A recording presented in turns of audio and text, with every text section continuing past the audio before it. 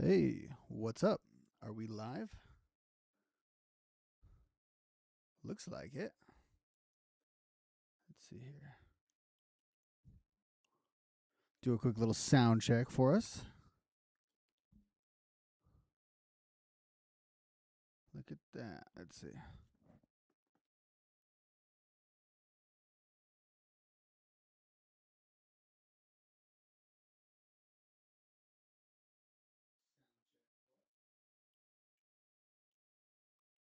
All right, we have sound. We are live. What's up, everyone? How you guys doing? You guys ready for Raw? Got about 3 minutes until Raw starts. Got the little countdown in the corner. For those of you who are just joining in for the first time, I am Rob. This is Robbed by Wrestling. Usually, I do these shows on Tuesdays, right around 7 p.m., 7:30 Eastern Time. And I used to do a lot of these live watch-alongs. Haven't done them in a while. And I figured with the road to WrestleMania coming up, there's a lot of talk, and I don't really want to do a post show. It just doesn't work out for me right now from a timing perspective. But I wanted to talk to you guys night of as stuff is going down. I wanted to get in, get my takes off, hear from you guys. We got a lot going on Raw tonight. Raw after the Royal Rumble. Not exactly Raw after WrestleMania, but a pretty big show. We've got news that Roman Reigns and Liv Morgan both will be on this show. We get some decisions. We also have that glare's kind of messed up. We've also got a title match with Stephanie and Raquel. Will that give us any more insight? I assume it will. Onto where we stand with Liv's Rumble victory. All that and all the rest of Raw. We're going to hang out. We're going to talk about it. Going to shoot the breeze a little bit. This is going to be fun, guys. If you want to get in on the conversation, just send a chat. It's free. Doesn't cost you anything.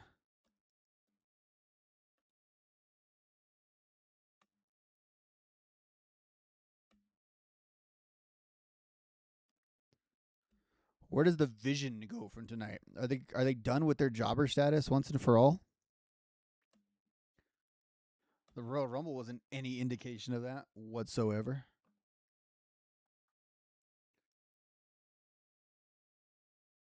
What do we got going on here? All right.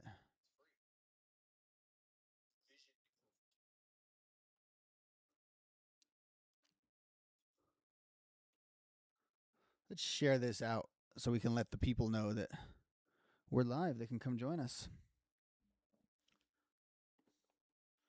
And we are at 0. Raw is live.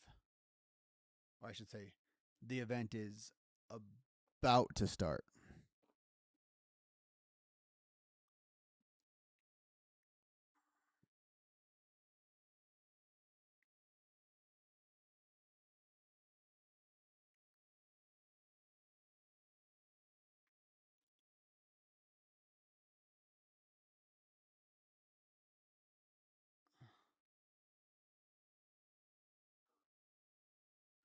And it's time. Are you ready?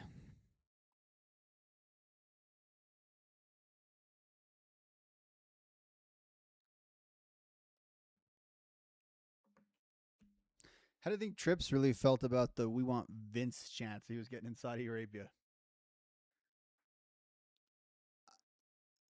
After everything we saw over the weekend, I don't know how "quote unquote" smart these Saudi fans are.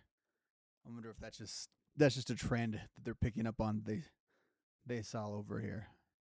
All right, let's get into this Raw. What do we got to start? Braun Breaker's out there.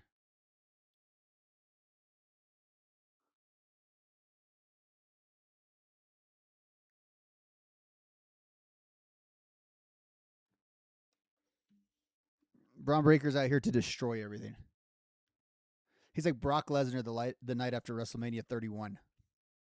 Is he going to kill Michael Cole and Booker T?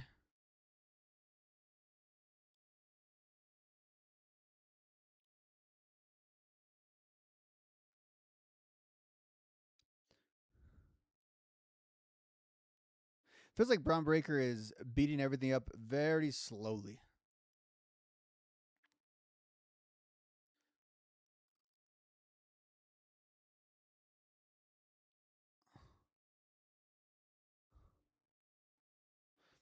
I don't know, Michael Cole. Last time you hung around, McAfee got a little bit of a push out of this. Got a Gunther match. Oh, come on. Saying, give me a mic and not throwing an F-bomb in there, and you call yourself a Steiner?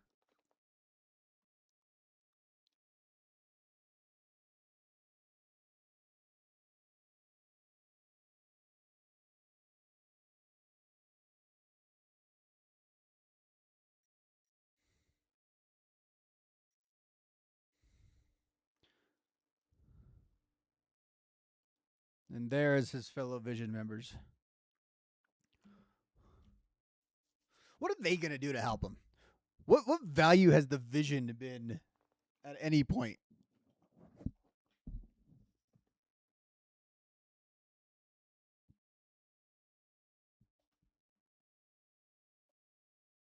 It's too late to ruin this show, Braun. This show got ruined years ago. Screw Monday Night Raw. That's what I've been saying for the last few months until now. Back on this watch along.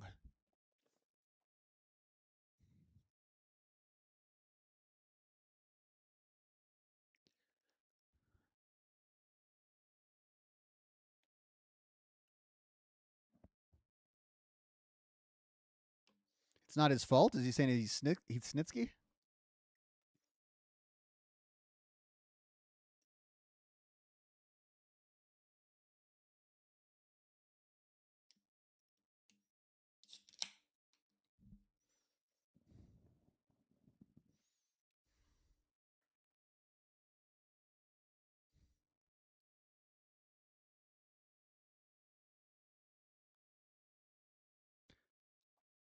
Well, just because he approved the visas, I mean, how many people did they take over there and not use?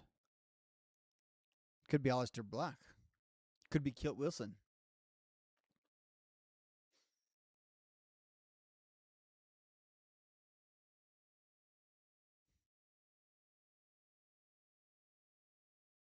All right, Pierce says 3 seconds.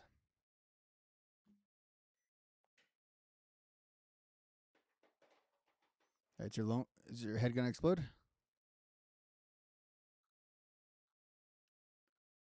Save the day, Papa Pierce.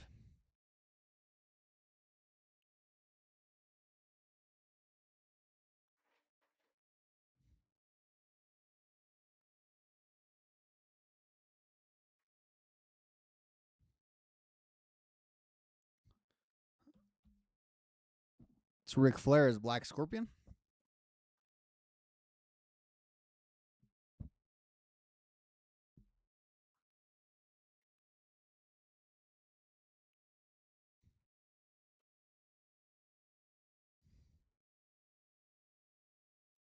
Gee, I wonder what it's gonna be.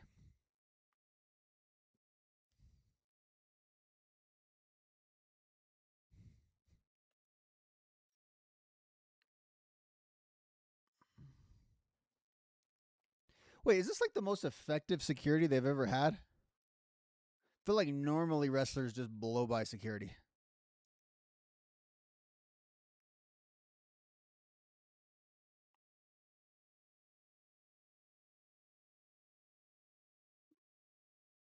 What brand is LA Knight on? If those things still matter.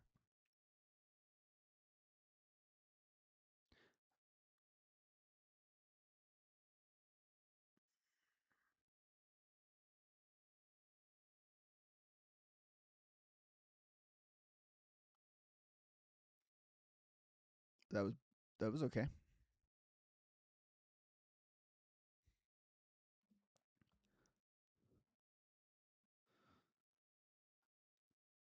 You know, for an unstoppable badass, Braun Breaker's pretty stoppable here.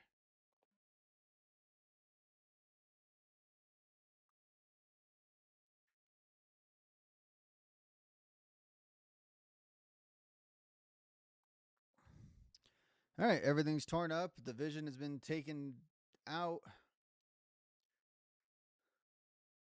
We've got Bert Kreischer looking like in the background. He's gonna get a cameo tonight for sure.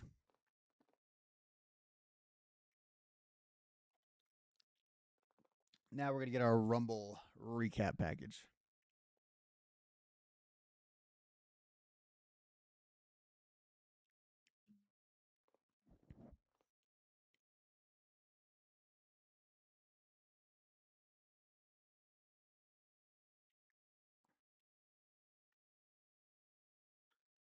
A sold out stadium that looked empty as hell, right, Michael Cole?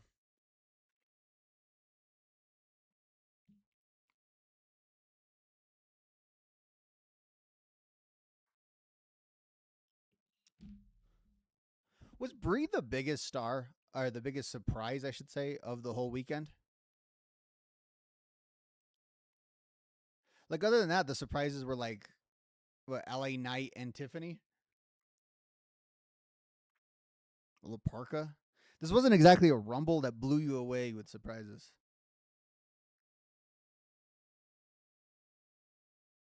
I'll admit, though, I was surprised that Sammy just kind of went quietly into the night.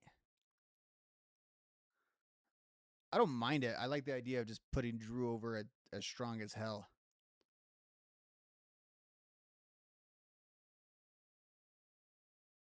Oh, yeah. AJ's career.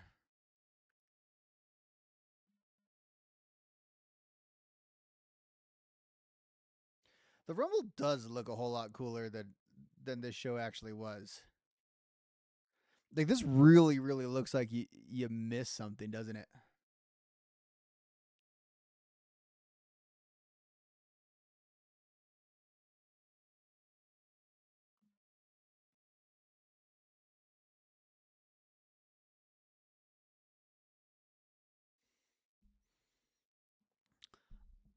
I don't know what the reports are. Haven't dug too deep into them.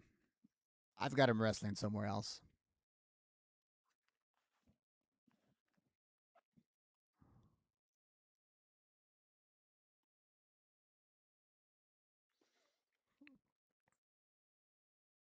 Have you seen the meme that's been passed around with Obafemi's necklace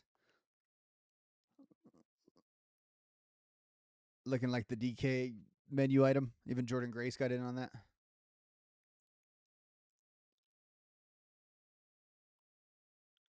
Oh, we're not going to recap Jay's entrance?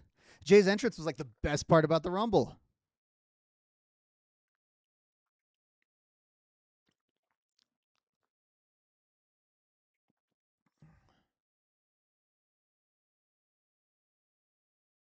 I looked down for a second at the recap here, and I could have sworn to you that Roman eliminated the Miz to win the Rumble. Just the way the angle on Gunther had like the haircut exactly like the Miz.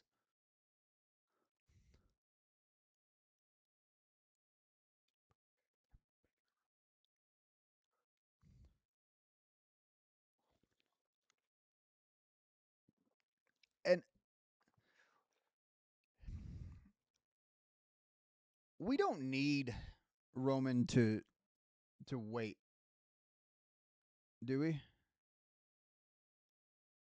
He can just make his choice tonight, even though I think Elimination Chamber being in Chicago complicates things a little bit for just declaring tonight, because you would assume that Punk would have some type of title defense in Chicago, of all places.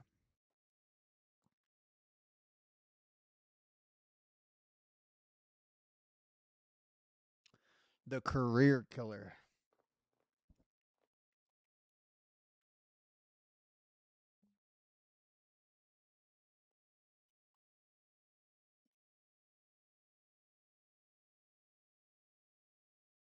Oh, we're in Philly, the site of Roman's greatest defeat.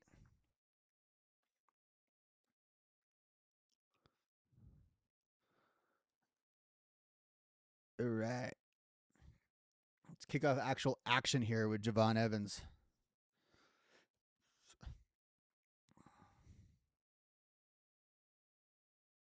Good to see that he was mostly okay in the Rumble.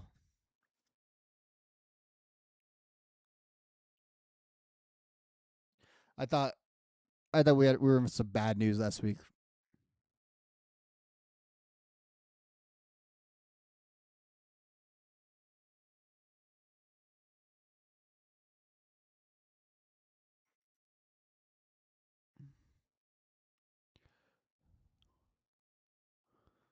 Who's he facing?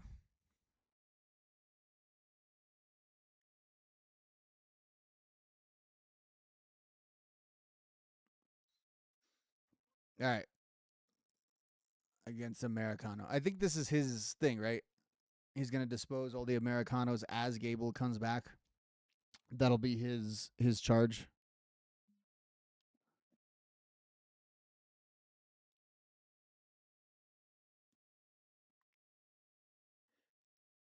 Did they really? No. So what do we have right now? We got about 2 matches, I would say, announced. This one and the women's title match.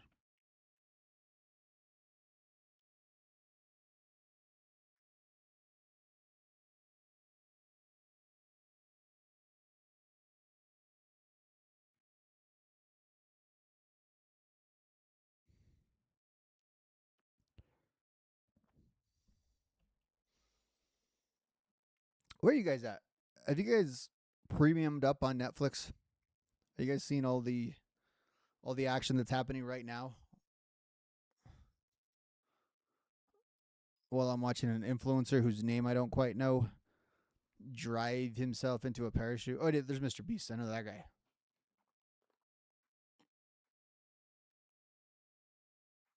Okay, it's KSI.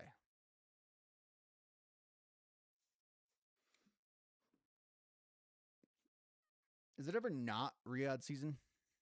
When does Riyadh go out of season?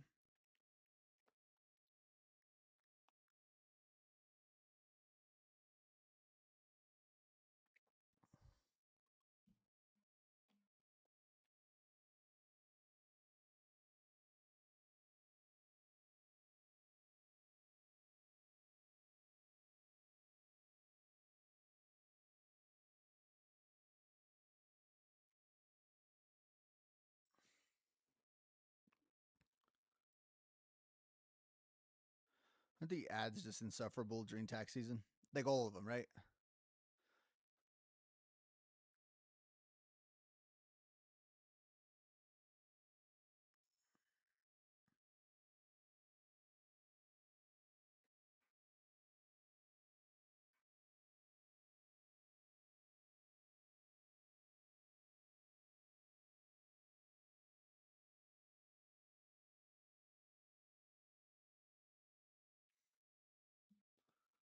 We close out with the WrestleMania promo.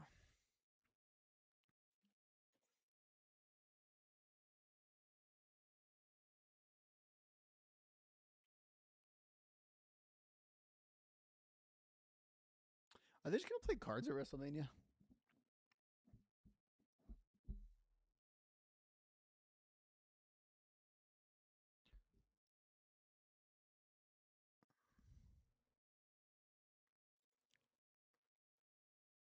Serious question: who's going to Vegas this year?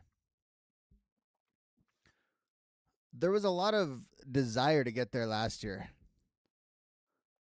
I'm sensing not quite the same amount of enthusiasm this year by the faithful.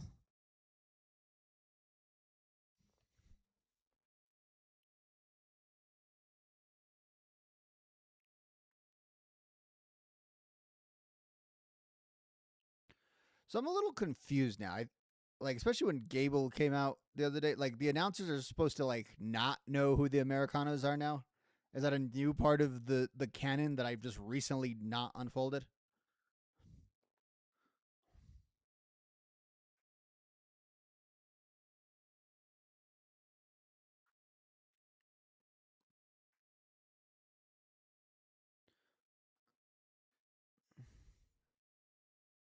That's crazy how Javon Evans can make those kicks that he just jumps up and hits sound so loud. He makes them sound like a Young Bucks kick.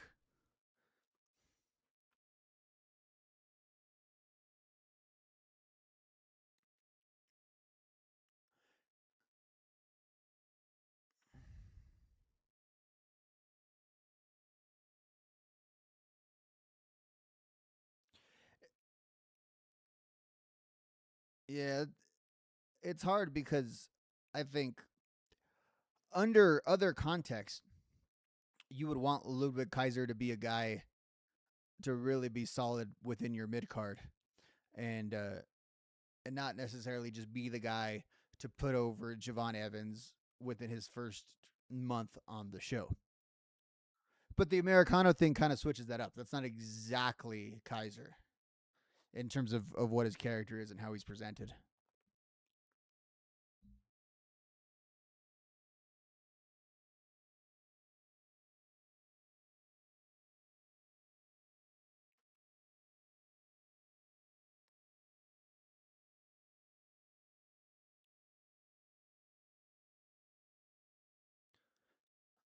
Oh, there we go. There's another match we're seeing in the corner. We're going to get Penta versus Bronson tonight.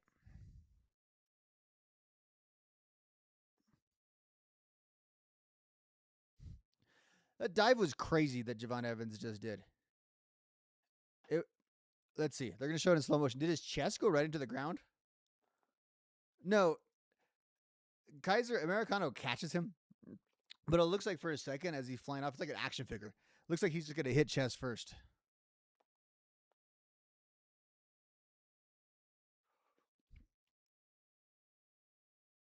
Oh no, Javon, that's the ultimate sin. You cannot remove a fellow competitor's lucha mask.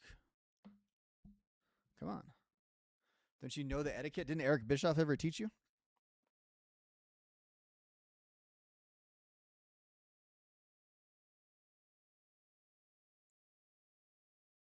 Every big spot in this match, Michael Cole is going to his commercial voice. But maybe the timing is just a little bit off.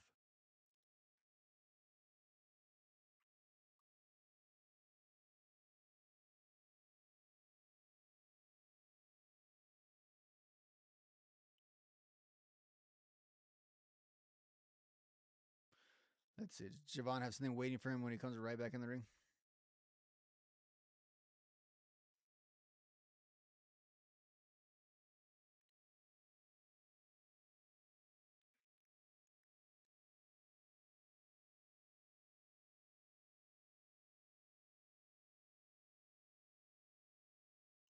I mean, the crowd is booing Americano, but they're just pretty much silent.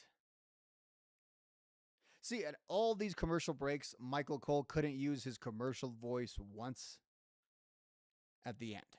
He used it all the other times, like every big move. Michael Cole was ready to go to commercial. Once they went to commercial, he just kind of laid out and stayed quiet. Let's see, we got 7 commercials in 3 minutes.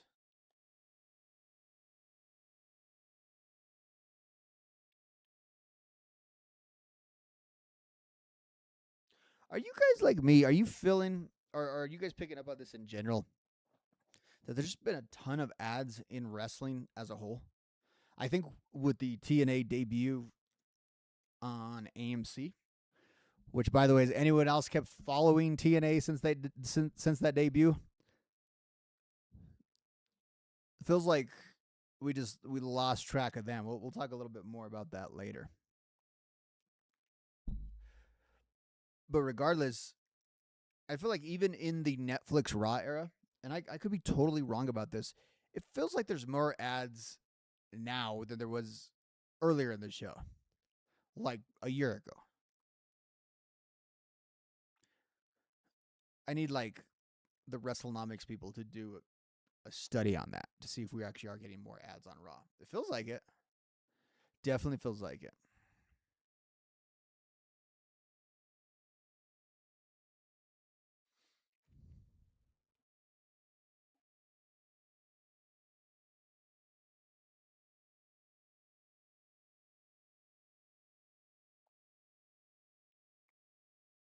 What's with this protein trend?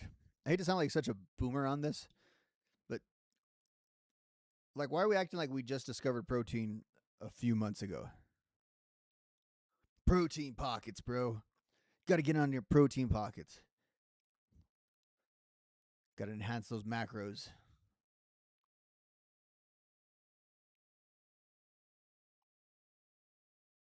Jason Momoa is a cooler Roman Reigns. Jason Momoa plays Roman Reigns in like the movie about Roman Reigns' life.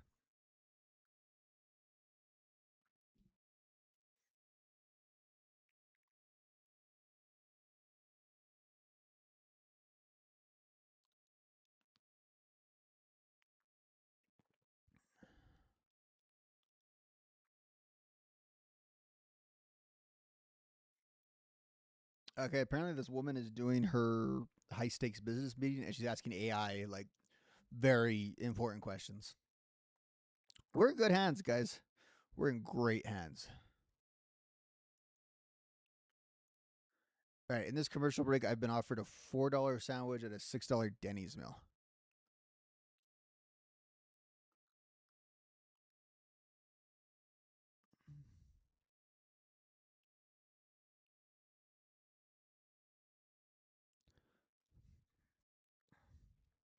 It's about the second time we've had Javon Evans on one of these like longer matches. I don't know if how you guys feel about that. Do you feel like the new guy always has to come out and just squash their opponents for a little while before they start really getting into competitive matches? What do you guys think of Javon just starting out being in these competitive matches?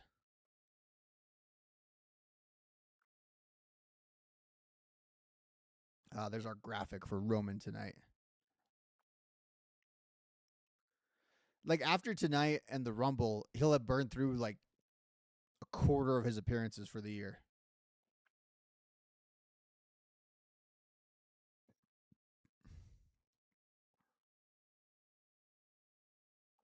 We've gone a really long time without a shot of the Judgment Day's lair. Wonder if they made it back from Saudi Arabia. All right, now we got Evans firing up.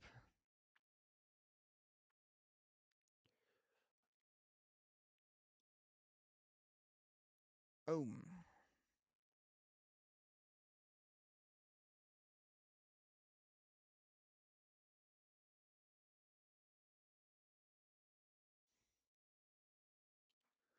maybe I'm just a sucker for strong style, but I love the way Javon Evans' strikes sound.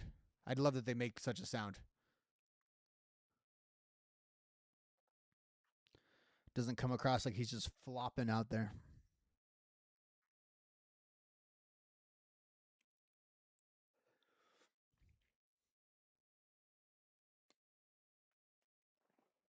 Elimination Chamber's until the 28th.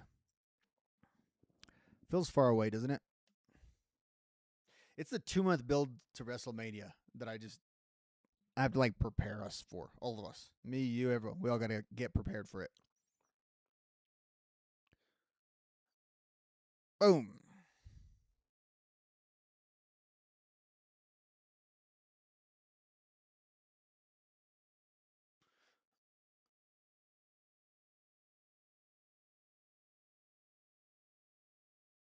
Okay. I think I just heard someone say, "What are we doing next?" Sounded like it was Kaiser.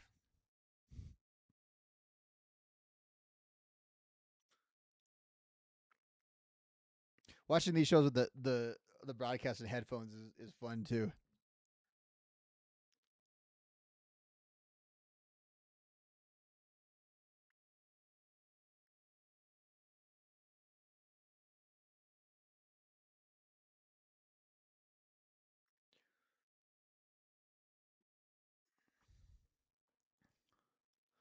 Again, I don't want to say that people aren't into Javon tonight. They're certainly against his opponent. They're just providing some kind of like New Japan atmosphere here.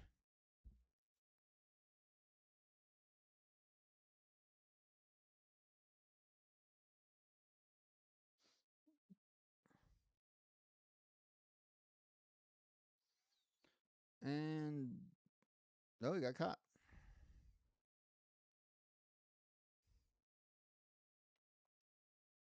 Javon Evans isn't tapping in his first month on Raw. Nobody's gonna buy that one.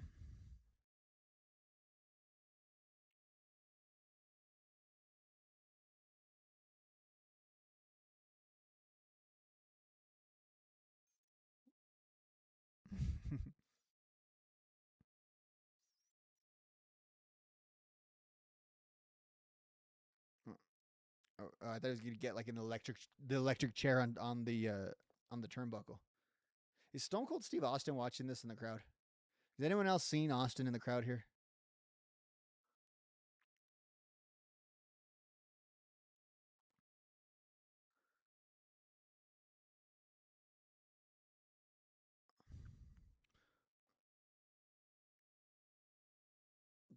Did he get him for that 450? Or a swanton, I guess.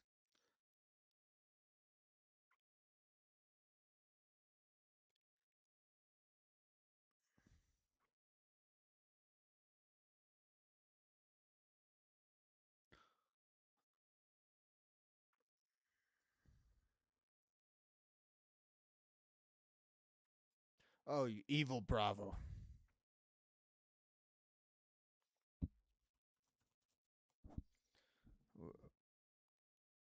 All right, the legendary metal plate.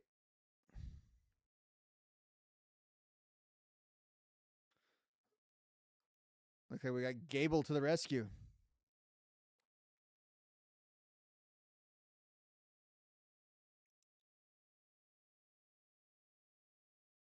Oh, and that'll be all she wrote for Americano.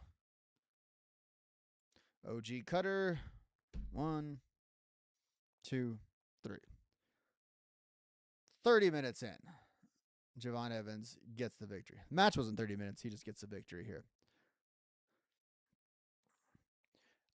I'll be honest. I think they're trying to showcase all of the amazing offense of Javon Evans. I don't think they need to take this long to get there.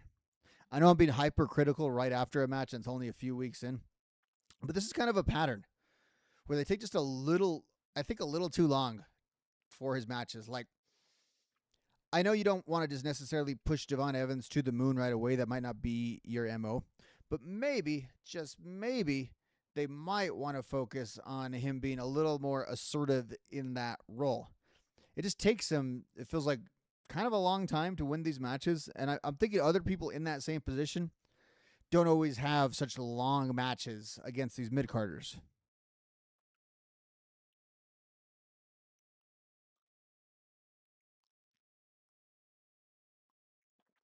So are the Americanos going to explode or implode at WrestleMania? Are we going to get like a fatal four-way of Americanos? Oh, I thought that was Vegas. I thought that was the Vegas Ferris wheel.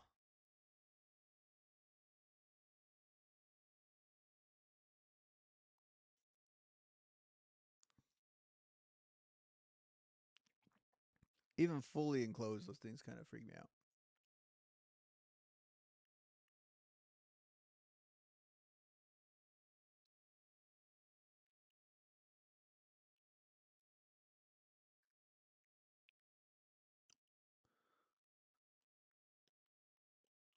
Well, I wouldn't necessarily say Javon Evans is an NXT guy.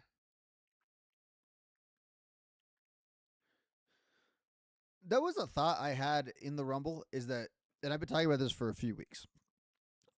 There's a little bit of a gap right now. There's not really a lot of next guys that are really loaded up, and we have a pretty aged out roster here and a pretty tired roster. We're kind of missing that middle guy.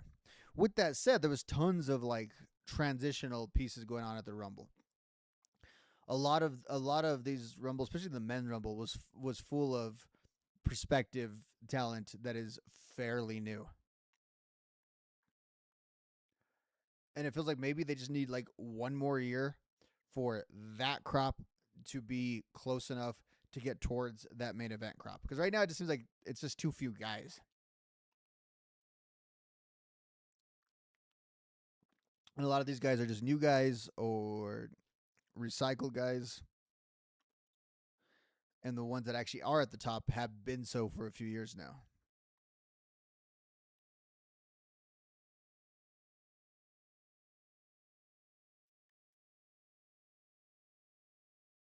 Yeah, we didn't have to have a 45-minute conversation about Lash Legends WNBA status.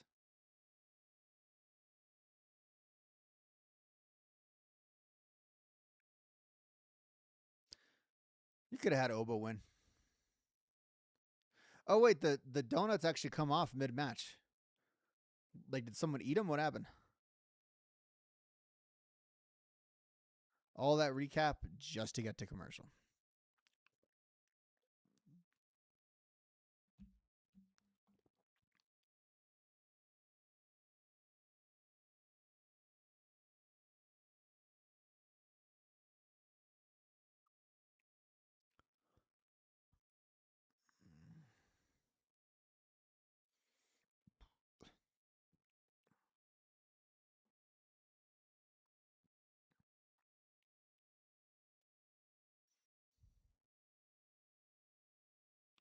Yeah, Marshawn Lynch has really been getting his ad time in, isn't he? He's got a lot of commercials.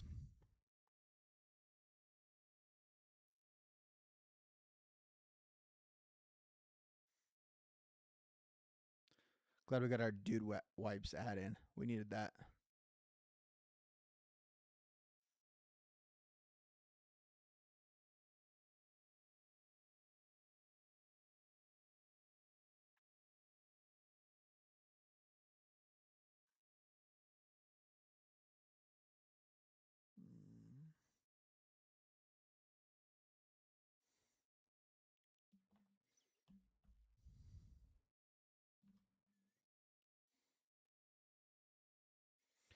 Let's check up on the news. Let's see if anything's broke during Raw.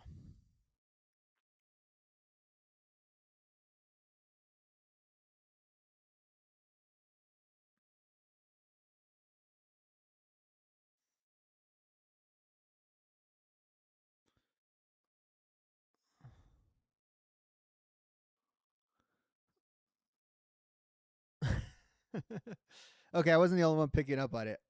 I'm just sitting here on a blue sky, Russell Sky. Our friend Zach Hadorn did point out that Michael Cole threw a commercial like 3 times and then wasn't ready to.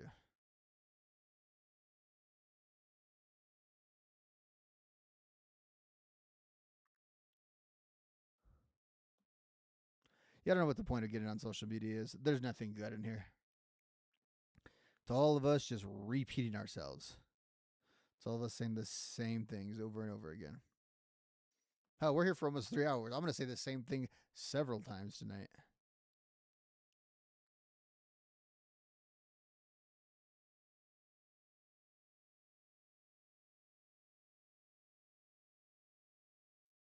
Yeah, no news. All right. About 10 seconds back on Raw. I have no idea what we're walking into right now on Raw. None. Nothing promoted.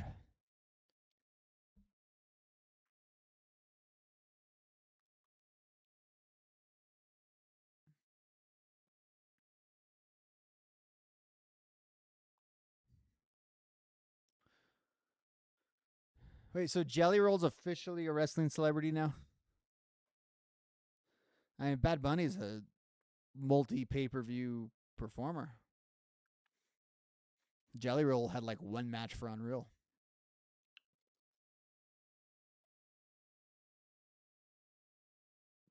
Oh, Mr. Retired. Let's see what AJ has to say. Oh, nope. It's Gunther.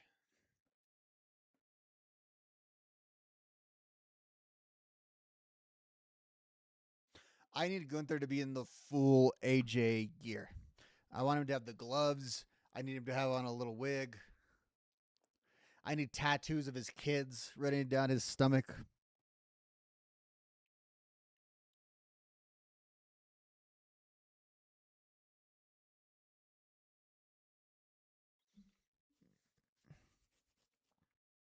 I trip out when I hear Gunther's music till the very end.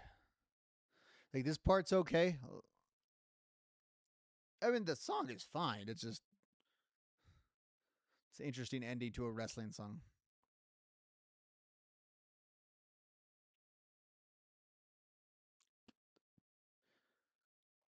I'm guessing there's a sign there that says "I miss AJ and Cena, but not Goldberg." That is, I'm gonna have to write that down. I want to screen cap that. I miss AJ and Cena, but not Goldberg. Oh, I'll even stimulate the chat with it.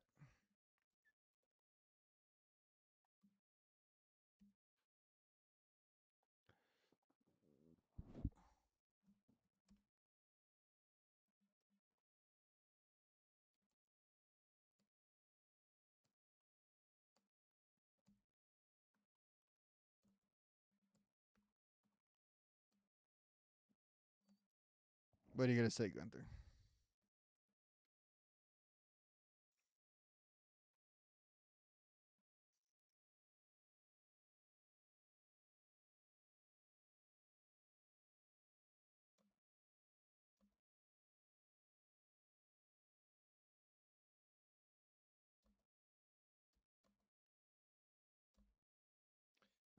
Not so nice things they have to say about our friend Gunther.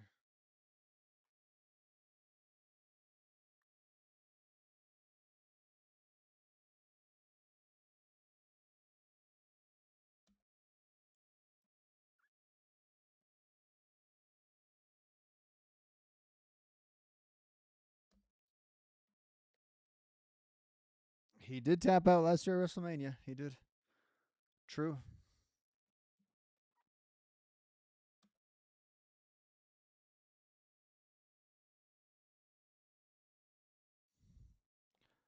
I want to see if anyone on Twitter has got that sign up while Gunther talks. I'll lay out while he talks.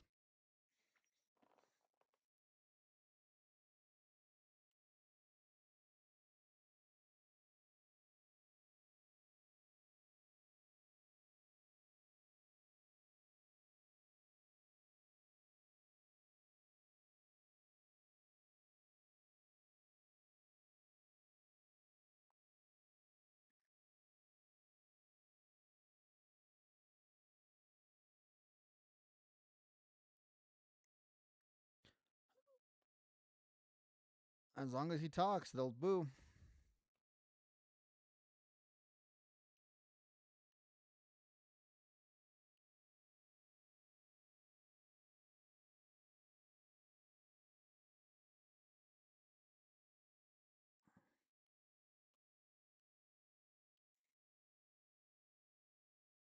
Sure.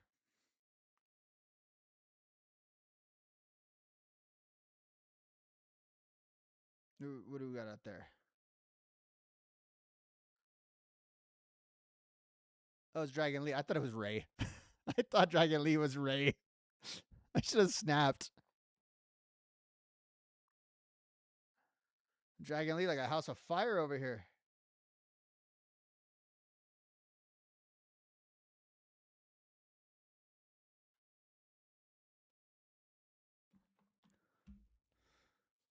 Shoot, put the belt on Dragon Lee if he's going to do this. This is like the most that Gunther sold in like a year. What the hell's going on over here? Yeah, I don't think your future is too bright, Dragon Lee. You might want to just run away right now. Yep.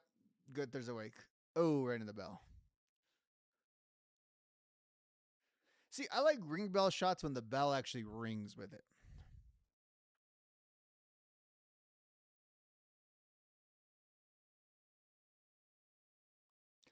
And he's going to eat the sleeper.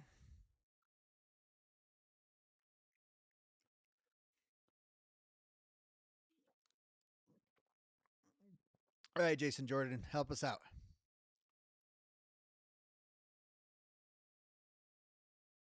There's another bald guy in there. Is that Davari? Yeah.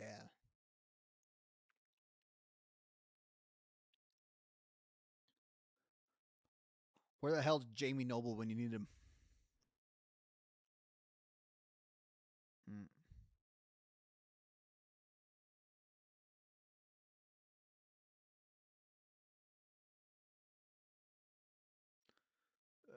Poor guy's dangling. Oh, that was a badass visual. For those of you who are for some reason watching this but not watching Raw, Gunther had him in the choke over the rope, and Dragon Lee's hanging there like he's like hanging like he's being hung like from a freaking noose. The way that Gunther has him, you have all the officials around trying to get him to stop, trying to get him to stop. Gunther lets go, and Dragon Lee still does like the lifeless motion, just falls down. And now you have the crack team of agents checking on him.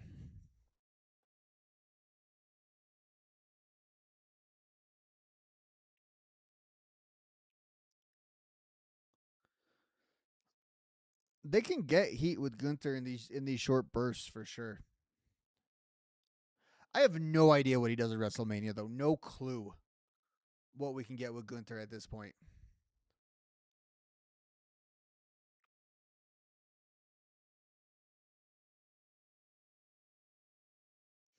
Like with this whole retiring people gimmick, it's kind of made him like an Undertaker type figure where he's this ultimate killer who just retires everyone. Why would he not go for the titles, or why would he not win the titles? Then again, I was kind of intrigued by. Ow. I lost my train of thought. No, I was say I was intrigued with Roman and Gunther doing their thing, and the realization that that's not something we've ever gotten. There's a ton with Roman that we've never got, that we're probably never gonna get given his schedule. Gunther should be one that they definitely circle back to. But if you think about it, we've been talking about these WrestleMania matches, and there's been some reporting out since the Rumble that it may be some version of Jacob and Drew and Cody on the SmackDown side. We think we're gonna get Punk and Roman. What the hell does Gunther do? All right, Heyman.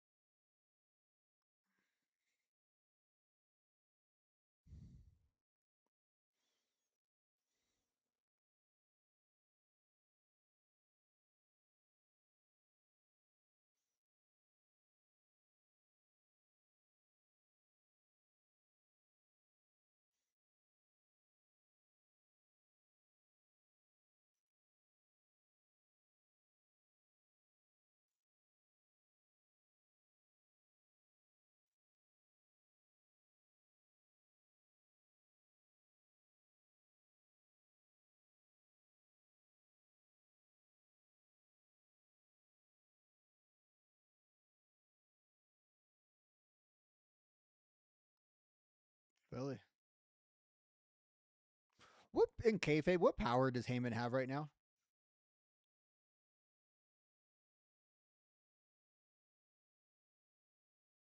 Like, what power does he have?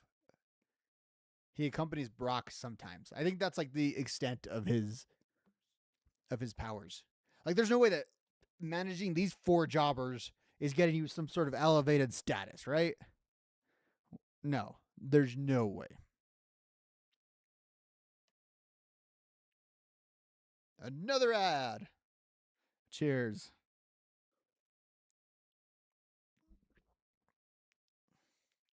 God, Jelly Roll, gain some freaking weight. Your Jelly Roll. Like, I know it's his personal journey and he's done so great. It's probably good for his health and he probably feels better. But I don't know. People who have weight and lose weight, they look so unhappy. I'm sure they feel better. They just look unhappy.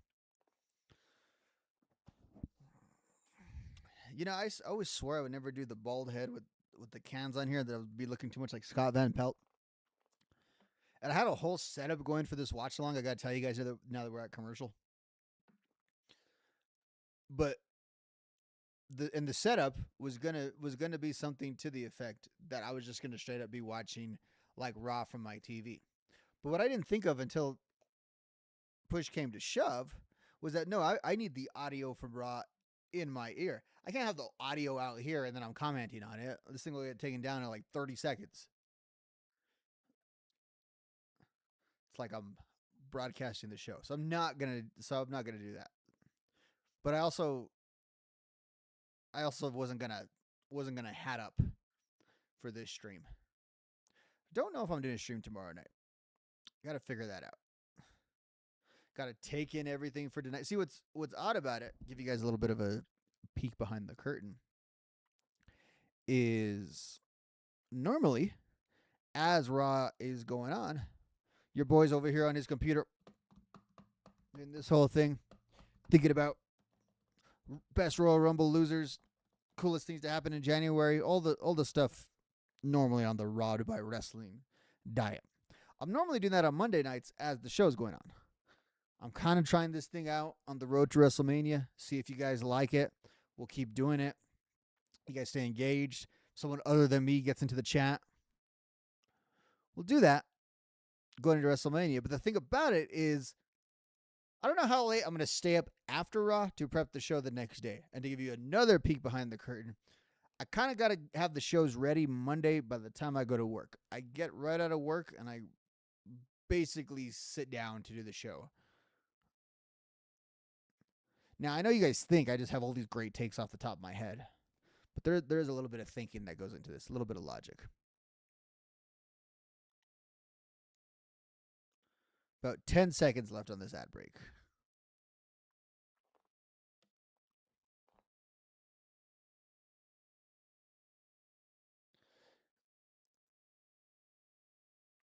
You know, if I got more views from you guys, I could afford the premium Netflix. I wouldn't have to watch these commercials.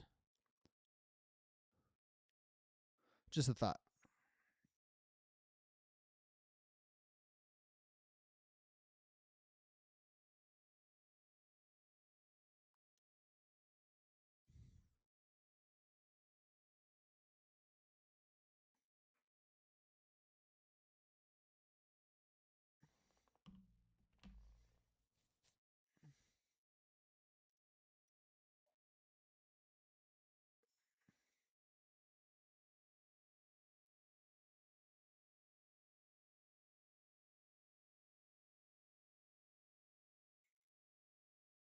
Again, why should Braun Breaker listen to Paul Heyman? Paul Heyman in kayfabe has done nothing for Braun Breaker. He's completely useless to Braun Breaker.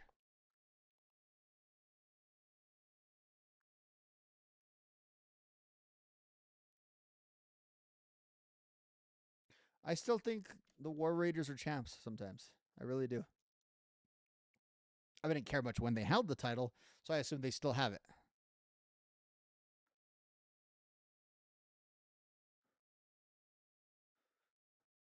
Are they both going to face Oba?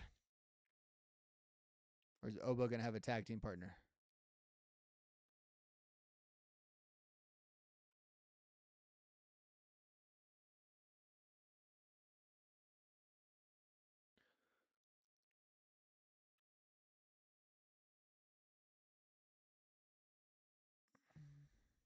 Oh, they're saying Oba's not scheduled.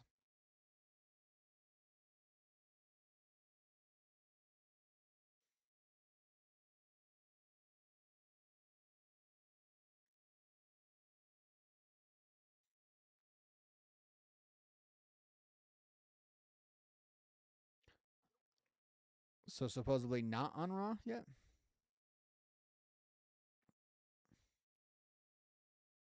Right, so Jessica Carr didn't ring the bell. They're just fighting.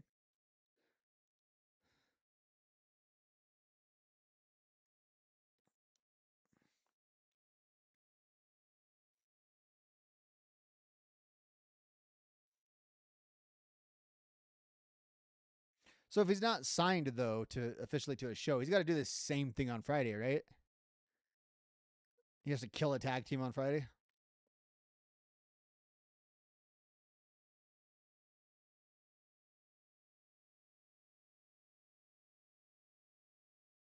Now, in kayfabe, explain this to me. Adam Pearce just went on all this that LA Knight and Braun Breaker had to leave the building because of all the dynamics. What about Oba Femi? Oba Femi just ruined a tag match. He just beat up some guys. All right, what do you got to say, Finn?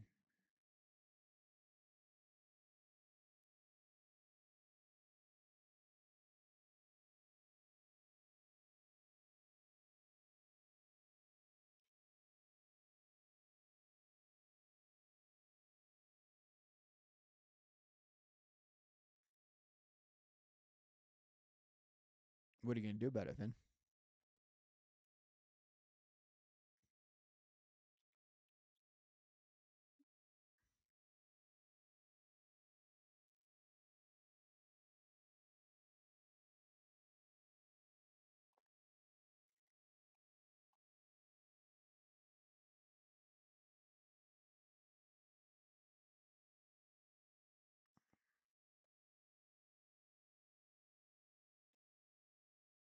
Mr. Iguana's got to get a spot, Finn.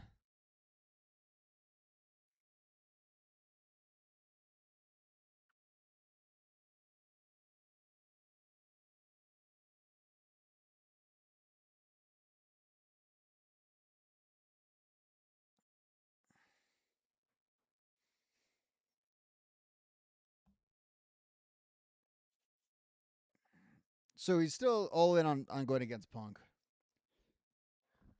Punk versus Balor from Chicago would be pretty awesome as a match. And I know they're building this, and they're building Finn's character as someone who has lost a ton recently. And that's kind of the whole impetus of this character. I think it is hard to build him up, though, to a title match, especially after he just had one and lost. Look at that. The biggest surprise of the Rumble. They coming out next?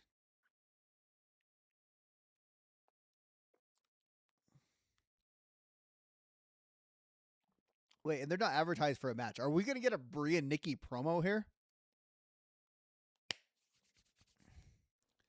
This will be gold.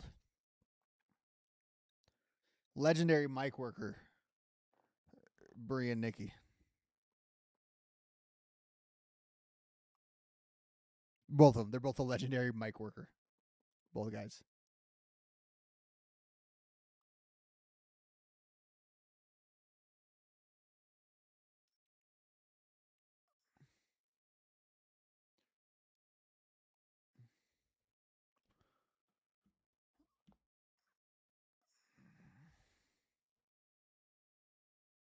Is this tax commercial on like midday on like basic cable? Does that still exist?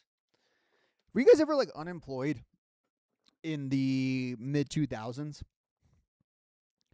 And you would see like those ads for universities that would really inspire you to get your life together. And they always had like a great song. Like, I don't know how good the education ever was at any of these places, and a lot of them turned out to be like scam colleges, I think, in the long run. But gosh, they had some good jingles. Was it the National American University? Online's just fine. Nighttime, anytime. Get your degree. Set yourself free. National American University.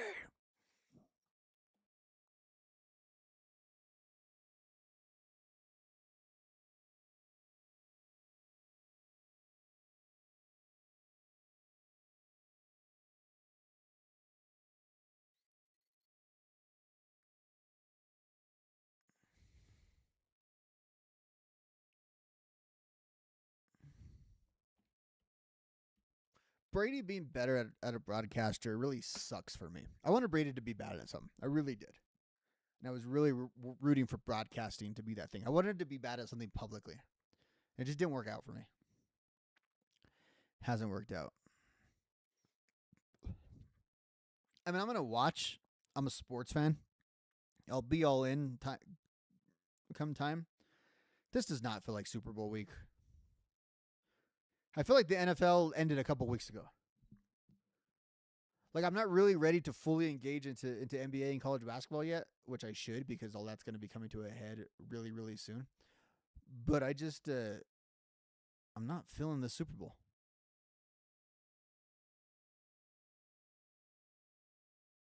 Sam Darnold versus Drake May doesn't do it for me. No. Chicago Chamber promo.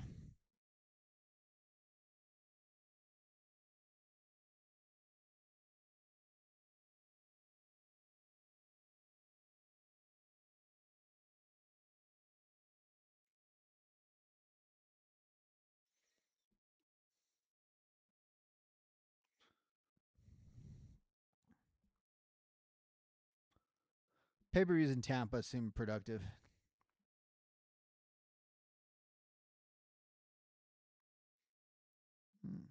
Takahashi's leaving New Japan.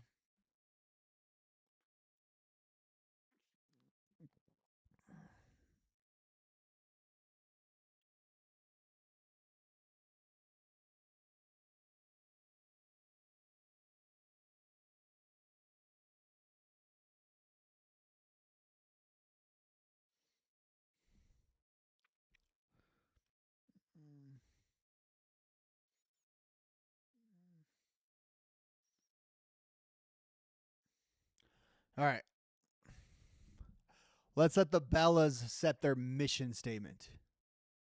Oh, wait, they're in Philly. This is Nikki loves Philly, right? She's always rocking her Eagle stuff.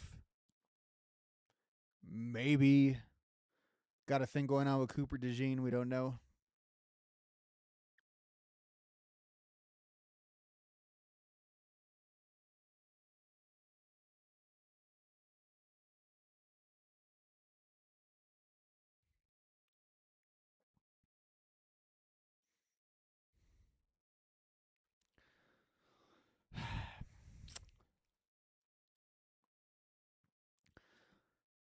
I hate to say it, guys, but it's true. The Bellas are going to get laundered with history, aren't they?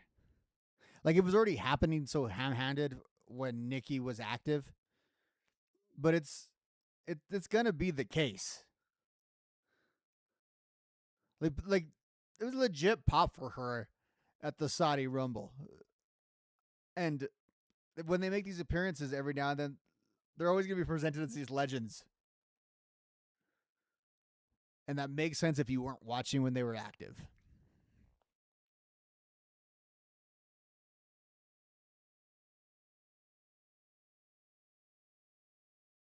Mm.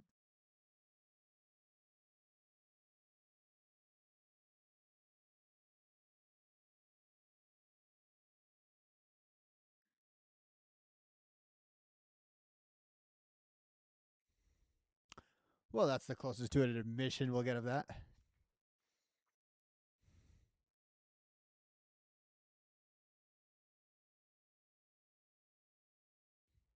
Remember when Nikki told Brie she wished she died in the womb?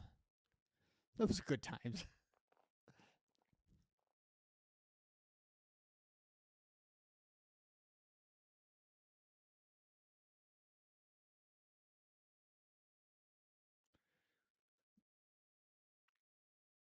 Yeah, all those legendary Brie matches. You guys remember those?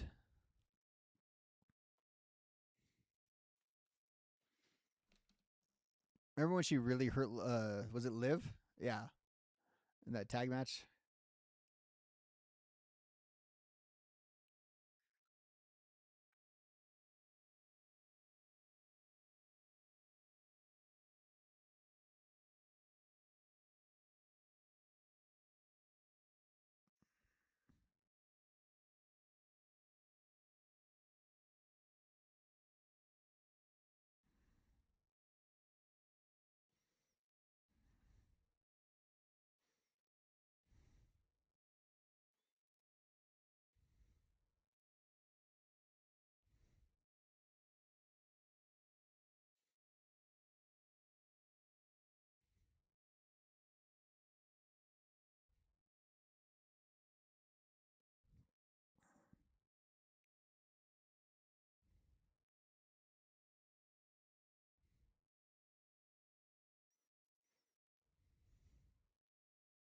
So are they going to be just?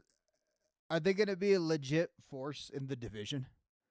And I say that a little snarky, but what that division needs is actual tag teams and an actual tag team division,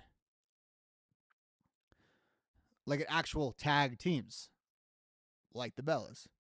So they can definitely add something to that. But is this going to be like the Road Warriors during the Attitude Era? Are they going to fit in? Like, it hasn't been great when Nikki's been mixing it up with these other women. And Nikki's the better of the two, or was traditionally the better of the two when it came to wrestling. So I'm just wondering what is it all gonna look like when they're across from Rhea and Io, when they're across from the Kabuki Warriors. Are they gonna look very dated? Are they gonna look very slow? Are they gonna look like they quite frankly wrestle a completely different style?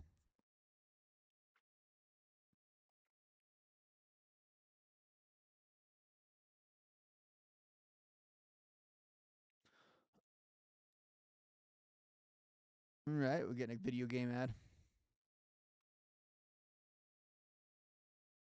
I mean, I'm not really a gamer myself. I do think it's cool to have ROH Punk in this game, which probably gets reframed as like OVW Punk.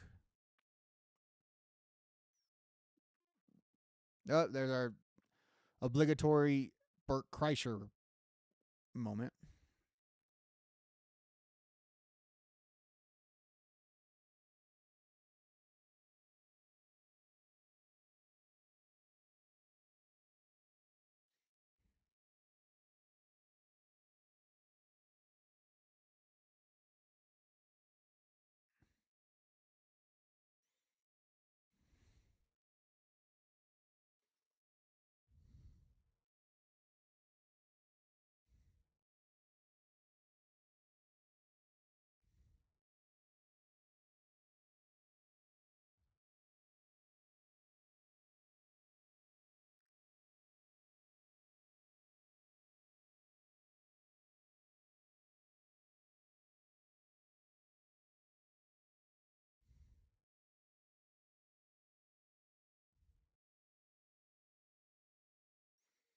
I think he does that every appearance. He hates wrestling too, doesn't he? It's good for business.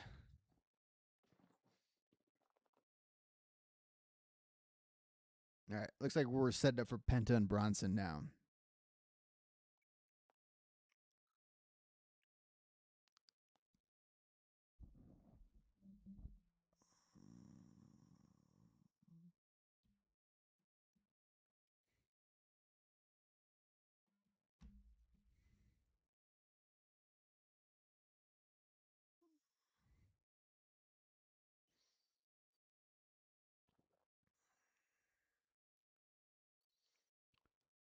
Yeah, like thinking about it, think about Penta. When I was catching up on Unreal about 2 weeks ago, and they had the little Penta segment, and really my big takeaway from that Penta segment was just how much they've already gone through the whole cycle with him. Like there's such optimism coming out of Michael Hayes and everyone else, and talking about they've never had a superstar like this, and he connects with a different segment of the audience than what they're traditionally used to, and all this good stuff about him. But you watch that, and you go back to that time when those shows were airing. You fast forward to now. It's not like they have completely de-emphasized Penta. I wouldn't say that at all. He's still been a consistent figure on the show, but he went up to a certain level at the secondary title, didn't win it. Certain level pursuing the main title, didn't get it. And not to say that you have to put the title on him or you have to strap him up immediately. I don't think that would have been a great idea, and I don't think anyone has advocated for that. With that said, it feels like he already had his peak, and now he's just settling into where he is, and it'll slowly be less good from here on out. And it's a bummer because he's only been here for about a year, but it feels like he immediately, or at least pretty quick, just became Penta and his moveset. And there really hasn't been much more to him than that. The talk about teaming him up with his brother and where that can go. Definitely, Phoenix would need a new direction, and I'm sure he would benefit from that. But wasn't that the whole thing at AEW? It's like, okay, we got to get Penta on his own. And it seemed like Tony would never do anything outside of the Lucha Brothers with them. But I don't know that WWE has necessarily maximized having Penta, other than just having him fill a spot that was necessary. Hold on 1 second.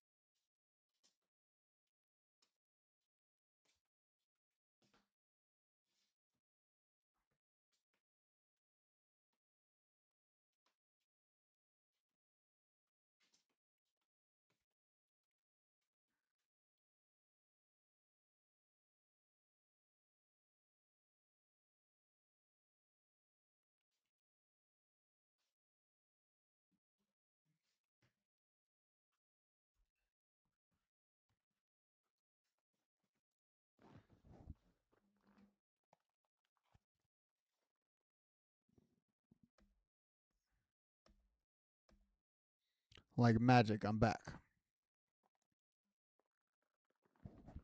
Right when they came back from break, too.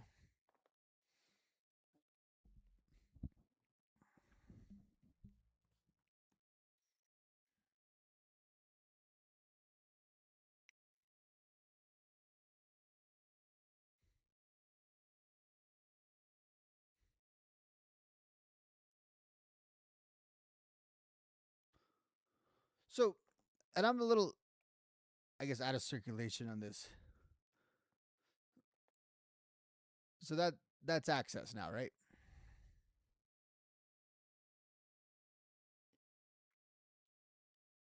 To my point that the Vision are actually glorified jobbers, Bronson's literally getting a jobber entrance.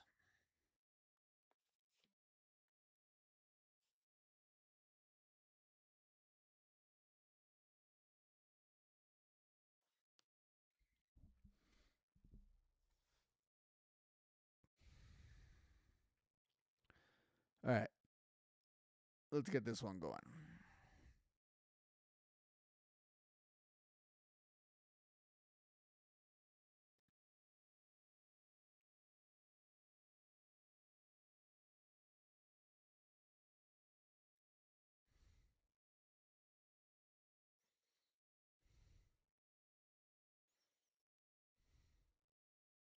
Remember when Heyman had that white hair for that week when he was really stressed out with bloodline business? We should go back to that.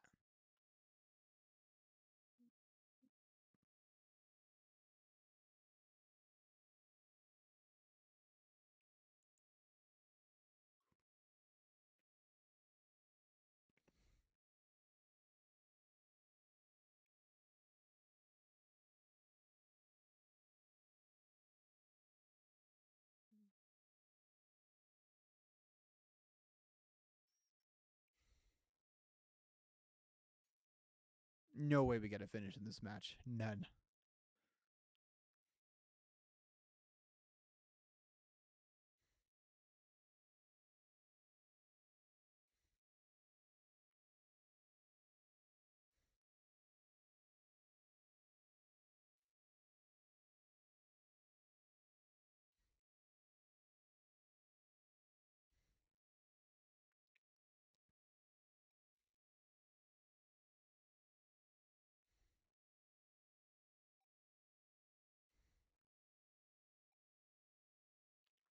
I feel for Bronson though because he was, especially last year, or I would say before the injury a couple years ago, so 2024. He had a hell of a year on Raw. And I've said it before. I think the Vision has the potential of driving down Braun Breaker's career and his potential. Very delicate time with that Hill character, and I don't know if they're doing the best with it.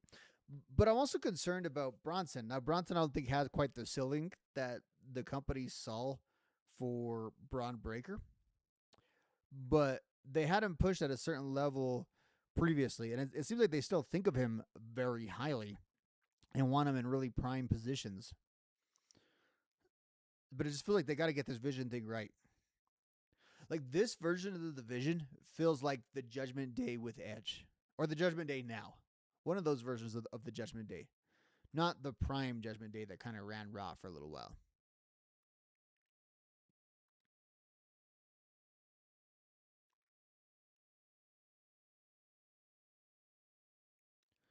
A lot of these Seth Rollins initiatives in the last couple of years, they get cut off with injuries, don't they? We're gonna have a second title, the Workhorse title. That lasts like 2 months. We're gonna have this great faction. Well, that lasts like 5 months, and then he gets hurt. I mean, it's all because of injury. It's not Seth's fault that he gets injured at the absolute wrong time the last couple of years. But it has been like extremely inconvenient.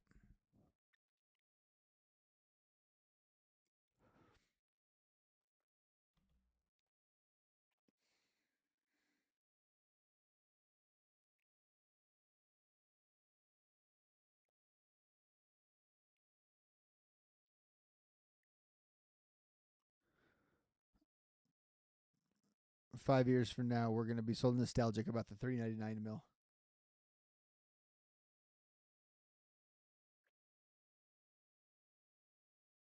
Gonna wonder why we can't be back in those good old days of $3.99.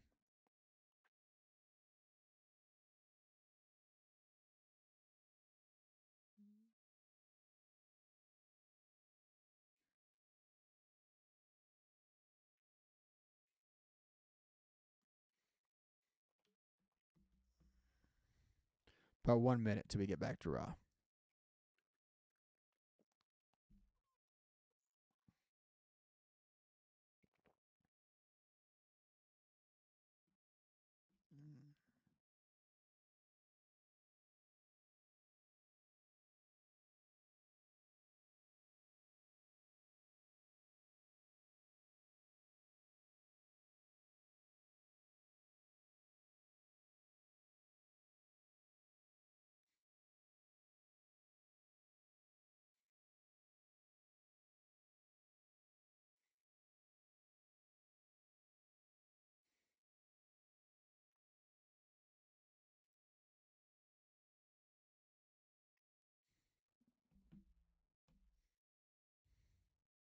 Wait, I'm confused. Is Triple H not hosting the card game that the women are playing in? And we're back on Raw.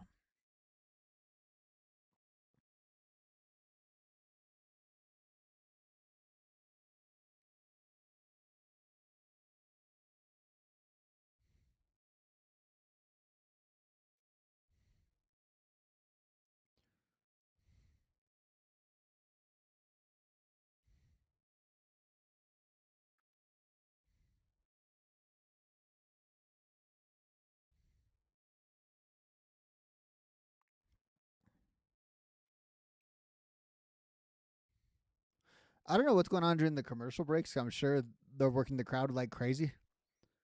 But also, when was the last time we heard this little heat for Logan Paul? And I think it's because he's in a faction.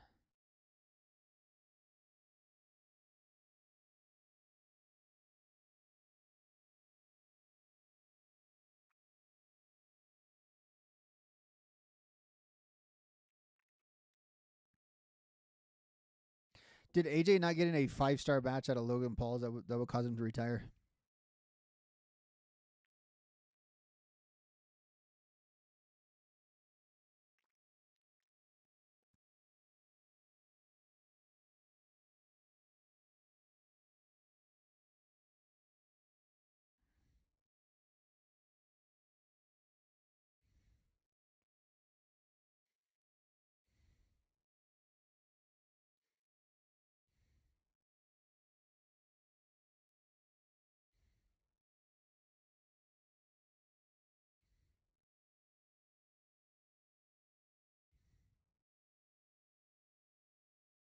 This is a big Bronson's match right here.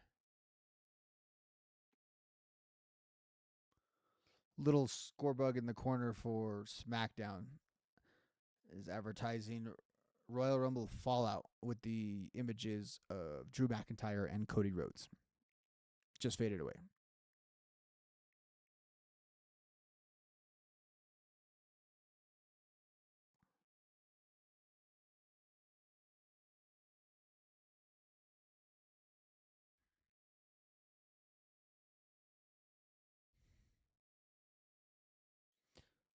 And splat.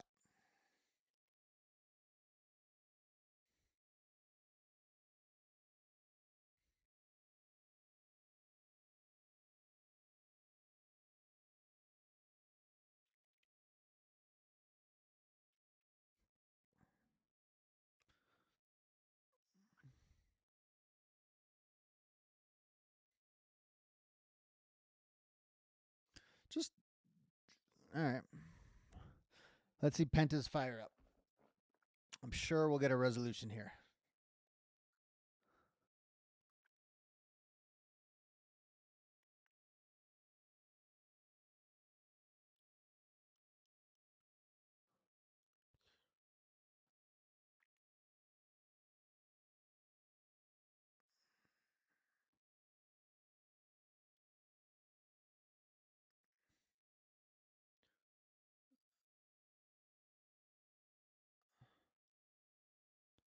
There's no way anyone has hope for Austin Theory still, right? Like no one's got to have any idea that there's any potential there.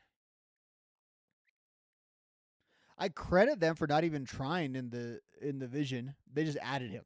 Like it was not a boost up the card in any way.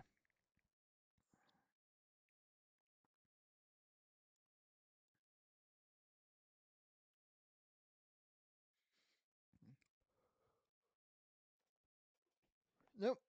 That we were gonna get you to break his arm, Penta.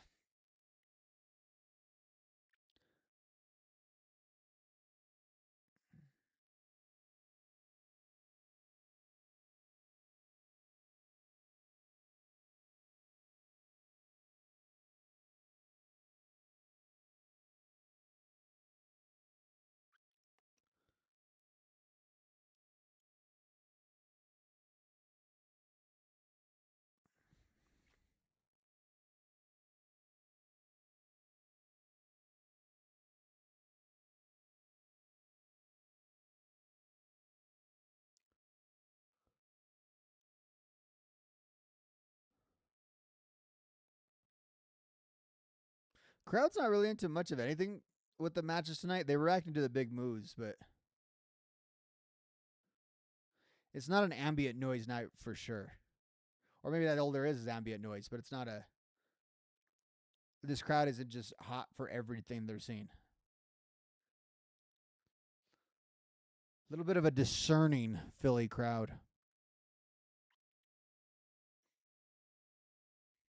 I mean, Austin Theory's been called a creep in other ways.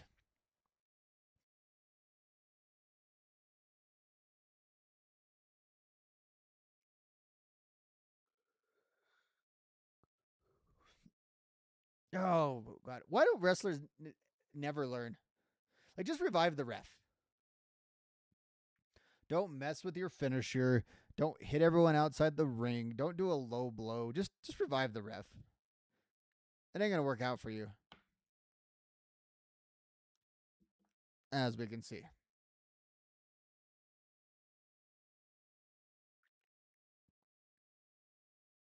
All right. Penta's got to be done here. Nami.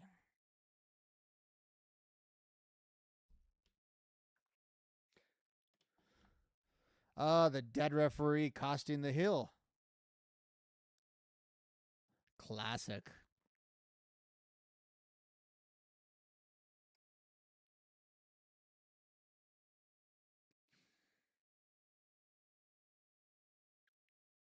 I still love in all of wrestling that lawlessness can happen if the referee is simply not focused.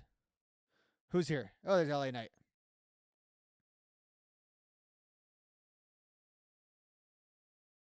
I thought he was going to try to give him a stunner. I thought he's going full on with his Austin impression.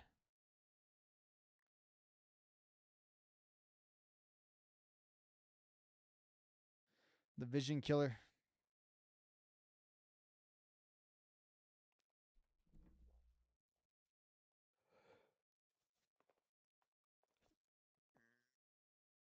I mean, do we really have a situation, though, where can we go LA Knight and Braun Breaker? And is that a big enough match for Braun at least?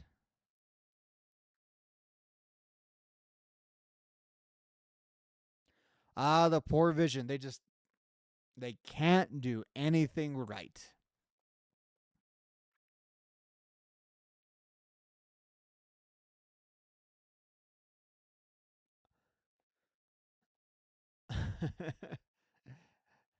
when honestly, when do you ever see a legit count out victory too, like that? Especially from a babyface perspective. I'm pretty sure count out wins just happen so that you can have a victory without the title changing. I feel like that's the only time we ever get a real count out win.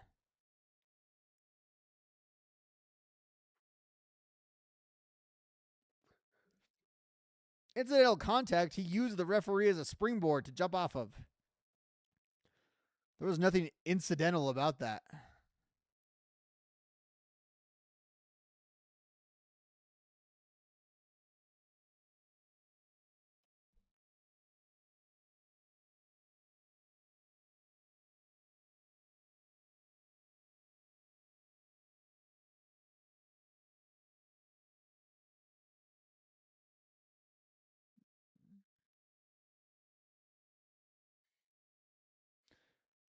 Bad stretch here for the Vision.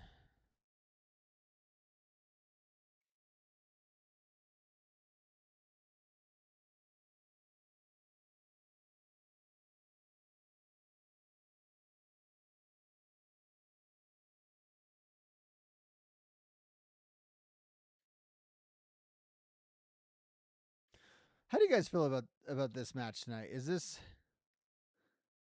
are we getting a title change?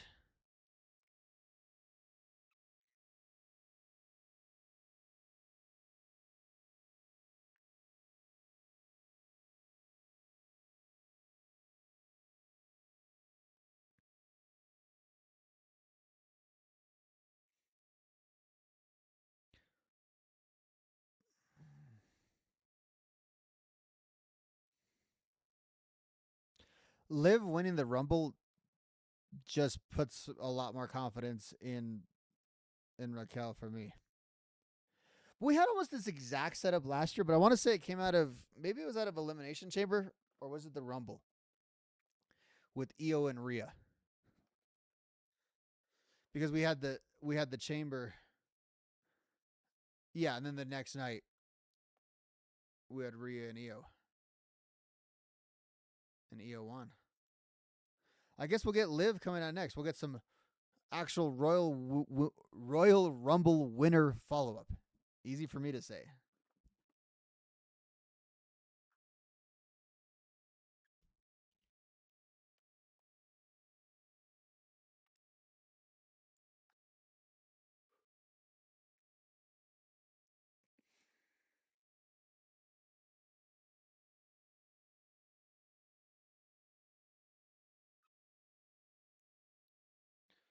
Check up on any news. See if anything light is broken.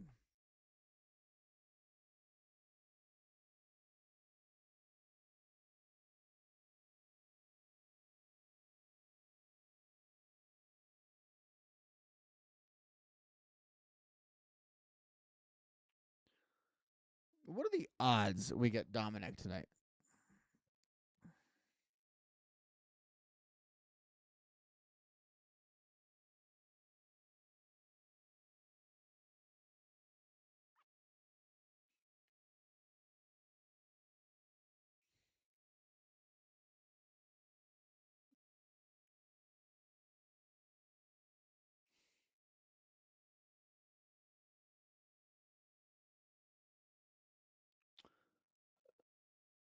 Uh, Nothing special. Nothing special on the interwebs other than just updates from Raw. Which, if you wanted those, you could be watching the stream right here.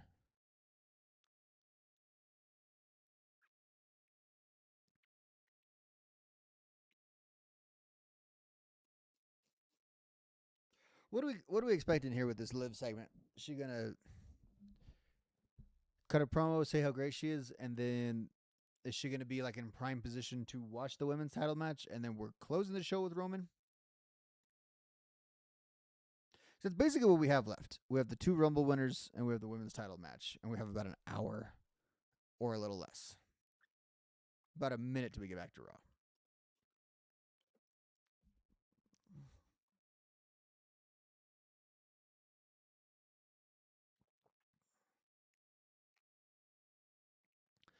I'm getting allergic to the Uso song. And last year I thought like the Bah Humbugs were went a little far with it last year in the lead up to WrestleMania and how they felt about all that, but I mean that whole situation at the Rumble with his freaking music cutting out Brock's elimination and like Roman's a pretty big baby face anyway, but after running it back and just having Roman knock him the F out, that's what cousins are for. That's what family is for. That was so necessary.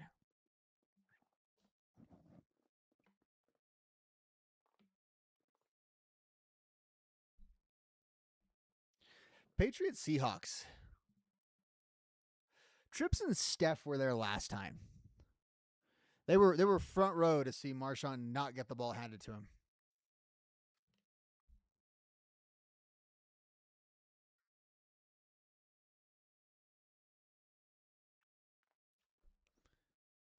Is Bert Kreischer actually funny, or does he just take off his shirt? Like, does he have actual comedy to offer, or is he just a dad bod?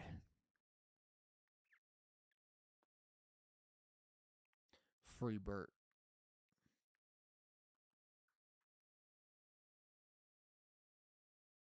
Oh, I guess we spoke it into existence. There he is.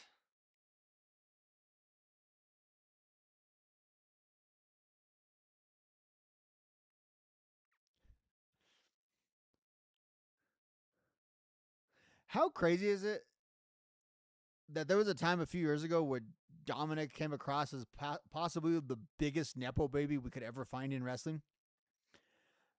And 3 years later, he returns to the show, and it feels like it's been injected with new life.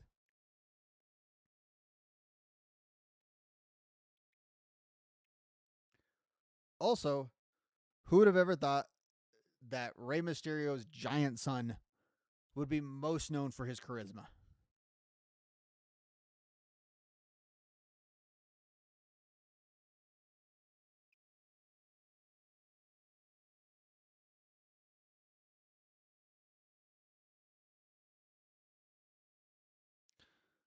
Dom looks like a real artist, like someone with some real smart crap to say, real out there. You know what I mean?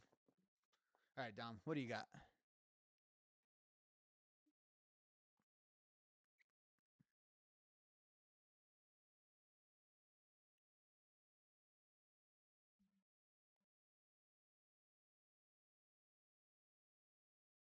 I'll never forgive the UK fans for bringing these chants to our lives. Never forgive them.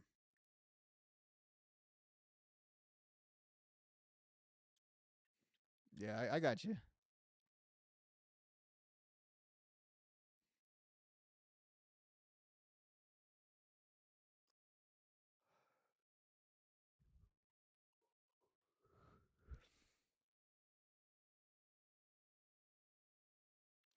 I think Dom just called the winner of the 2026 Royal Rumble winner. It's a good sentence, Dom.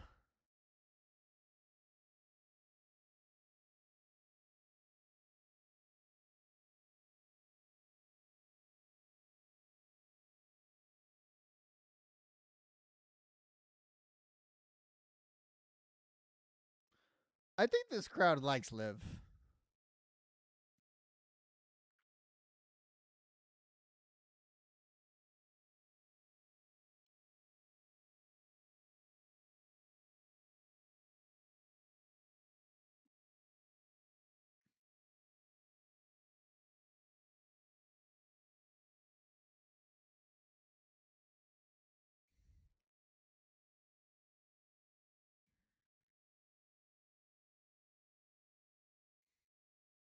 Big Hill over here, Liv Morgan, getting the "You deserve it" chant after winning the Royal Rumble.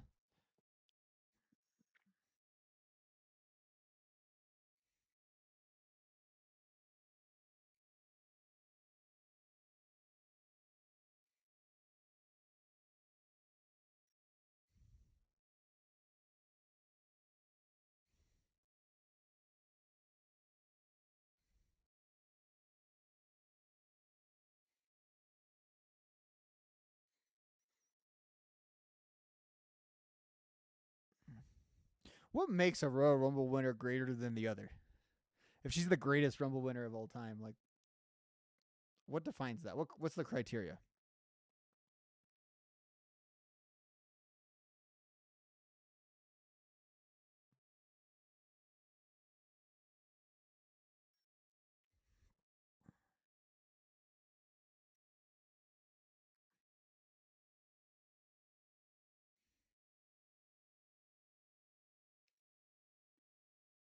So Liv is just going to be kicking the can.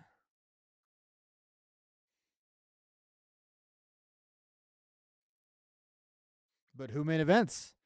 The women's match or Roman's microphone?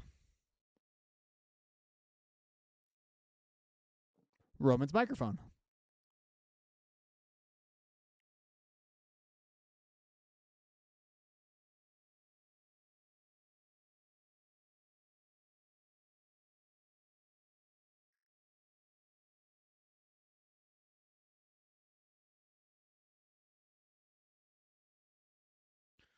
full on Kevin Nash WCW gear going on with Raquel.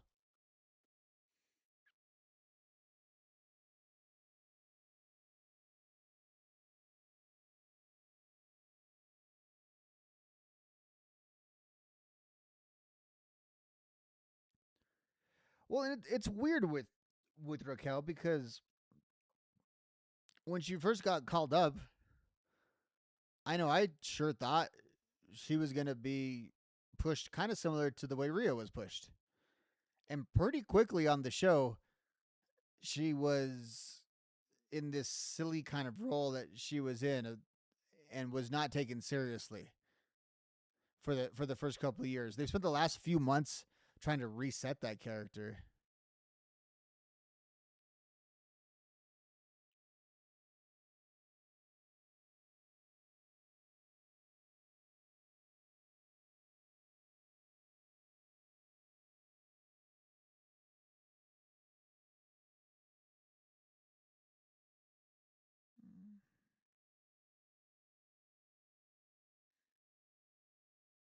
Call her out, Raquel. Call her out.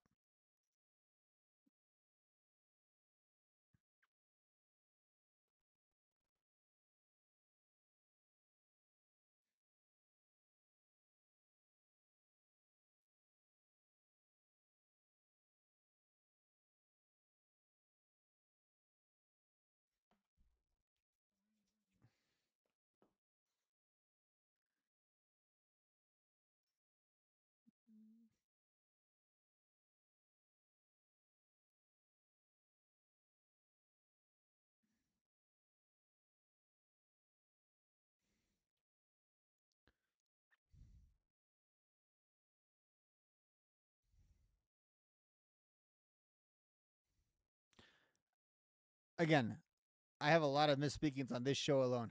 I think she just said I'm going to be the Women's World Championship.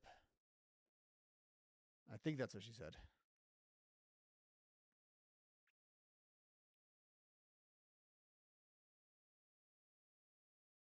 Wait, is that a new song for Stephanie, or does she usually come into like a different spot of her entrance?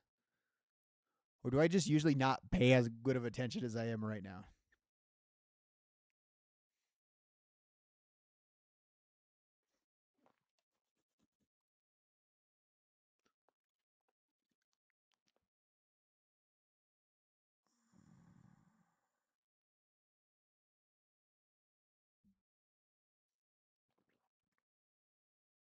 All right. Philly Street Fight up next.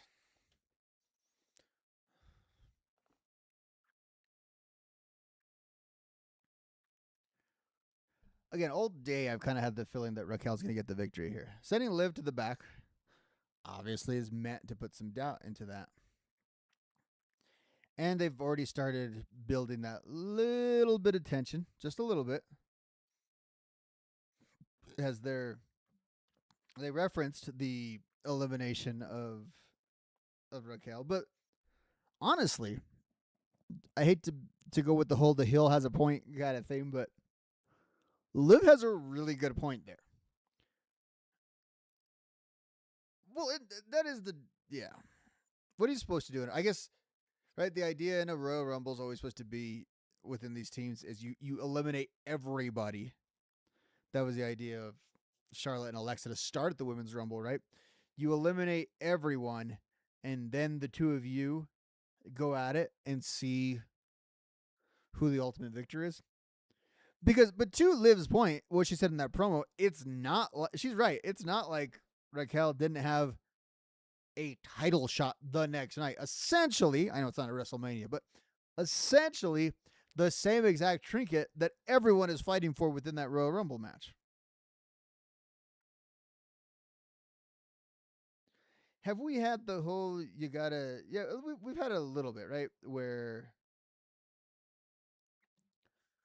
like the year Brock, I think was it 2020 when Brock was in the Rumble but also held the title, and it wasn't because they put the title on the line the way they did in 92 or 2016. This was just Brock was going to take it all. Basically an implication that he was going to go for like an undisputed title.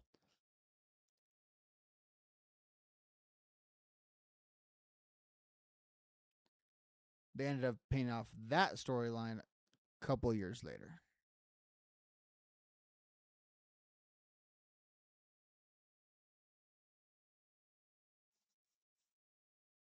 About 20 seconds before we get to Raw.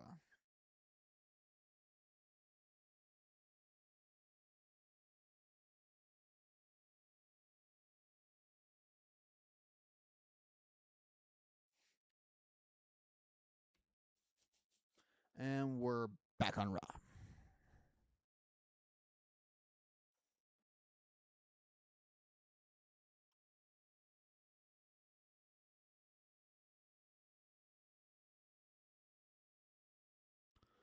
Just announced Raw and SmackDown from T-Mobile Arena in Vegas, WrestleMania weekend, Friday before WrestleMania, Monday after. I went to Vegas last year a week before Mania. It was kind of an awkward thing. I went for something else that got canceled, so that's why I was there, and I was there kind of far in advance. I felt really weird about it because it's like the town was just about to turn into, wrestling carnival, and I was just kind of waiting. But I like the T-Mobile Arena. It's a cool place.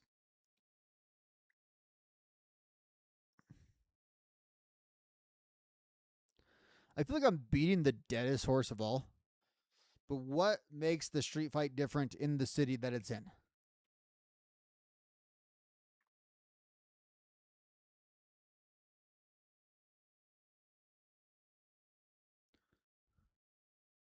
Like, what are the unique weapons that you can find on a Philly street?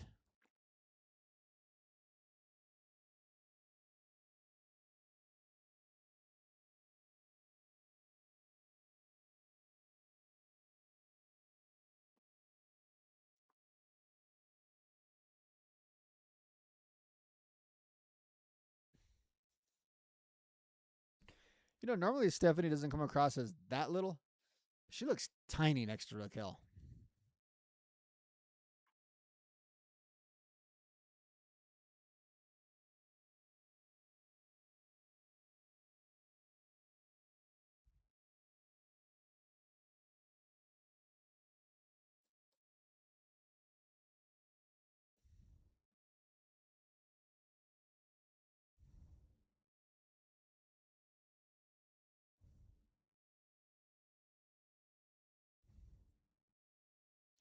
All right. For a match purpose, here we are at our main event.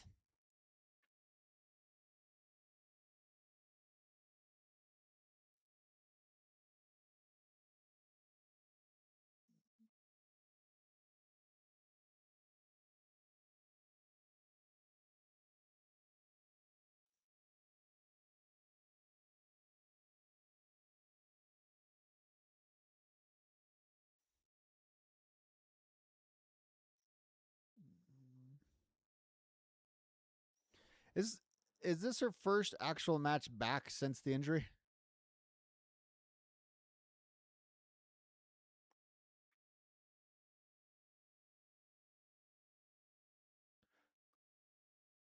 Which has been a weird injury because she has been hurt, but she's been healthy enough to be on TV and to have contact on TV. But they still worked the injury into the storyline.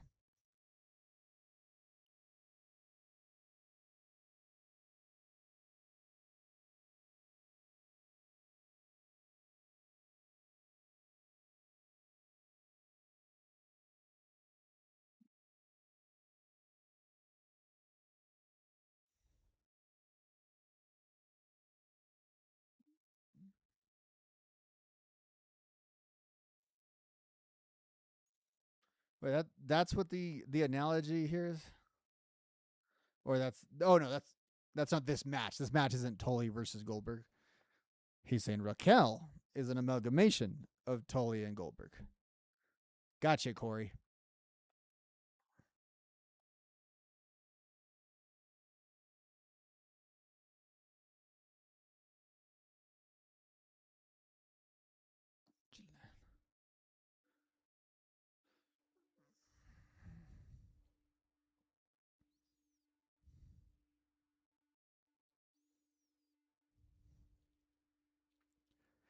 I really think I'm starting to age out as a wrestling viewer in that I'm getting to that old man point where I'm annoyed with dives in every match.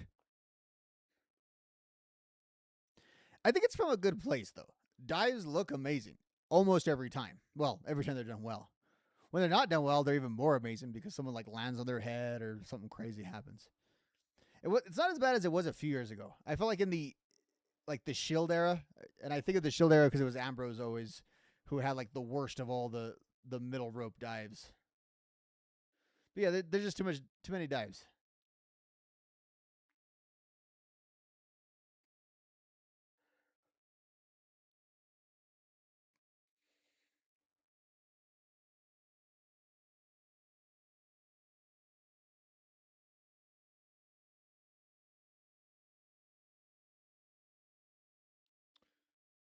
Do the Slim Jim tables hurt more? Are they like reinforced with sausage or something?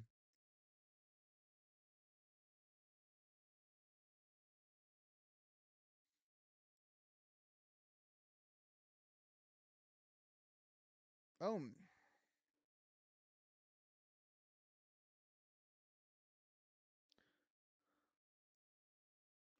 and we go to commercial. What? Okay, so being that it's a Philly street fight, does that mean it's falls count anywhere?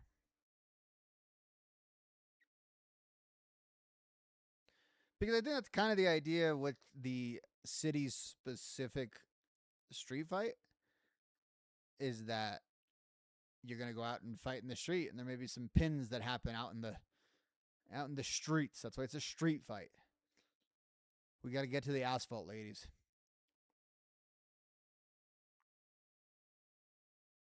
Didn't we just have a Falls Count Anywhere match like not that long ago? Was that one of the falls with Drew and Cody? And falls counted anywhere, which means they went right back to gorilla position and back. Well, no. Sometimes they go all the way up and down the stairs.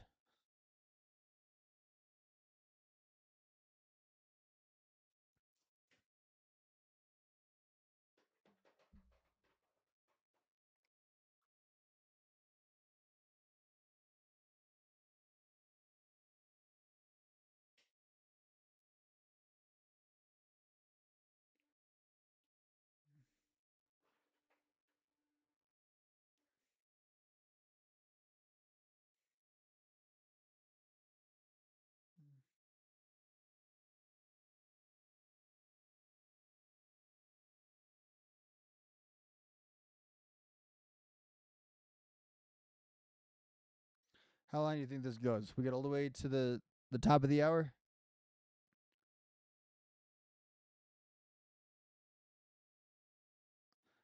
Roman's entrance alone. I mean, it's not quite Jay's entrance, but it'll take some time.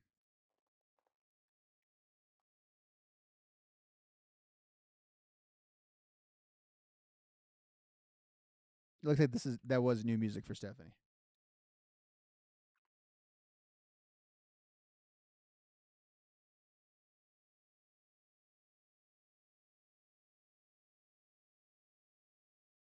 And I got good mic work on Twitter pointed out that all these people who have lost on the night they debuted new theme music. I've never thought of that as a tell. New theme music. Usually, you associate getting new theme music with a renewed push or with a new era of the character, which would probably coincide with some victories.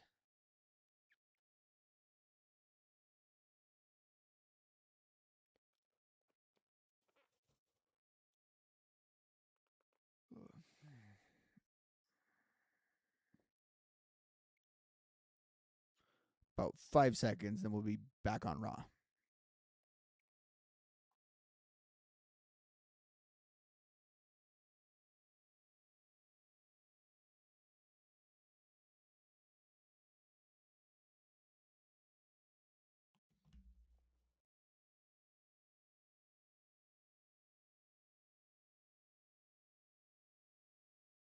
They should probably bring out Carlito. He could probably settle all this.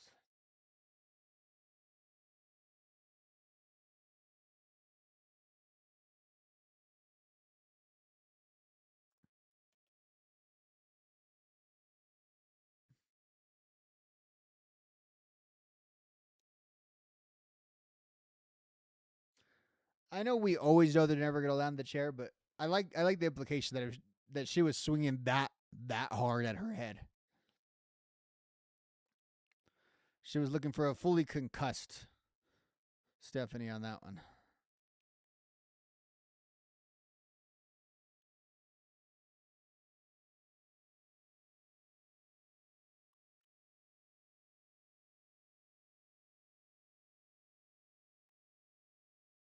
She can go through another table?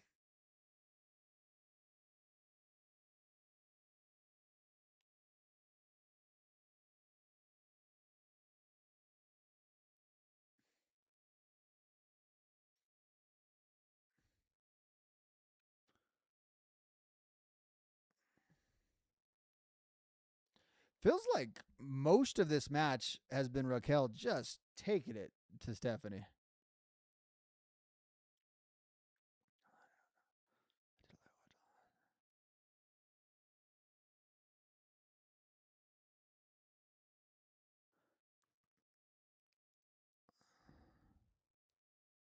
It's the ref, okay? It's, again, I'm coming down this and watch this with the cans on. You hear the refs so much more. I can hear this dude's voice like every few minutes. Oh, the Austin guy in the crowd stood up. He no longer looks like Austin when he's standing. He looks like a member of the War Raiders. The chair fell.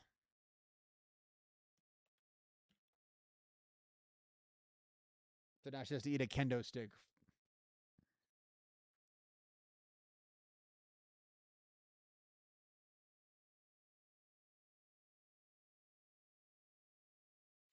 Wait, when was the last time we got a Raw that didn't have Rhea, Io, the Kabuki Warriors, Lyra, Bailey? Where were the women tonight?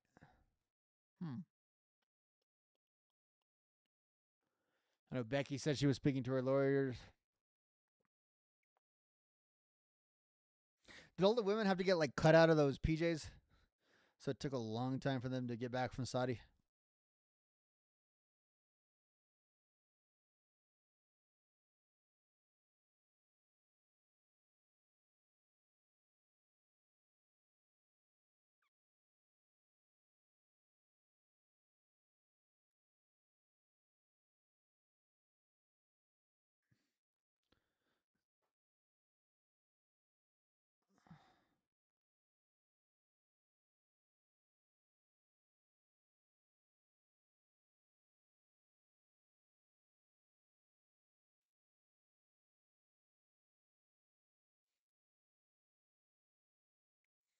You know, none of these trash cans at WWE ever have trash in them. Very clean place.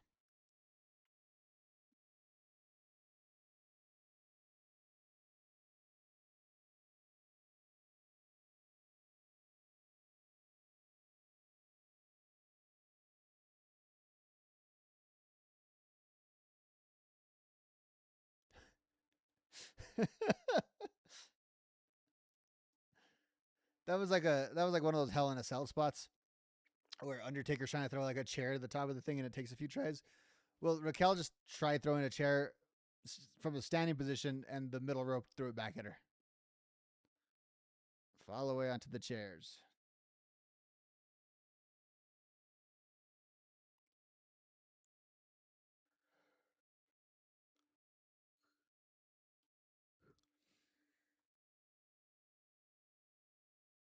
She gonna Pillmanize her with the chairs?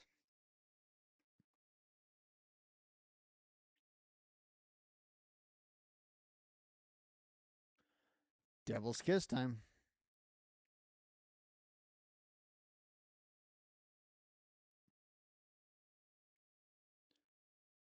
So I know what the implication is from a kayfabe perspective of the devil's kiss on a chair. But when you're watching it, it looks like she's just banging her knees against a chair.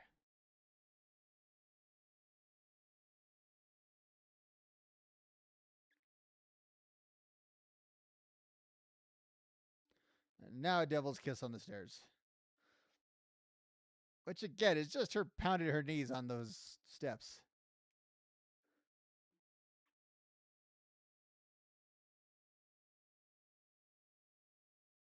And we're going to break.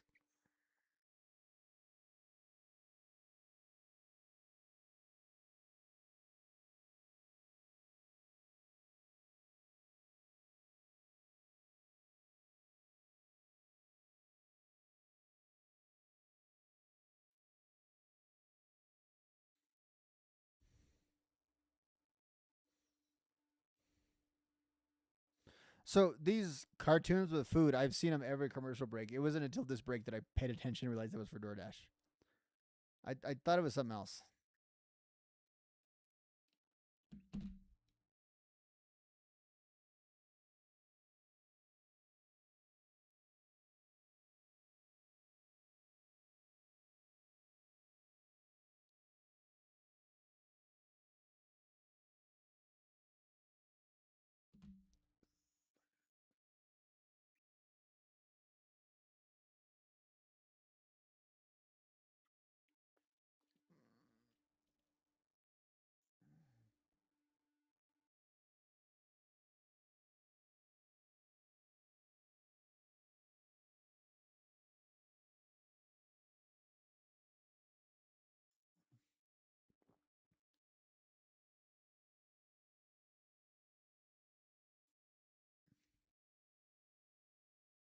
About a minute and a half till we get back to Raw.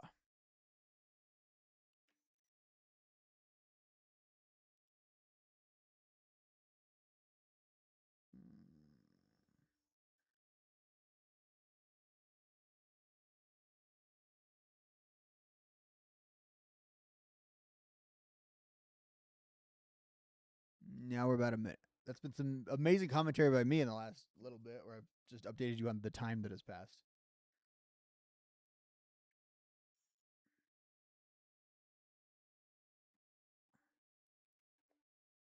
What scream are we on? This is 7, right? I think I tapped out on Scream 3. I remember like renting that from, it's called like Movie Gallery, I think it was back in the day. I didn't finish it.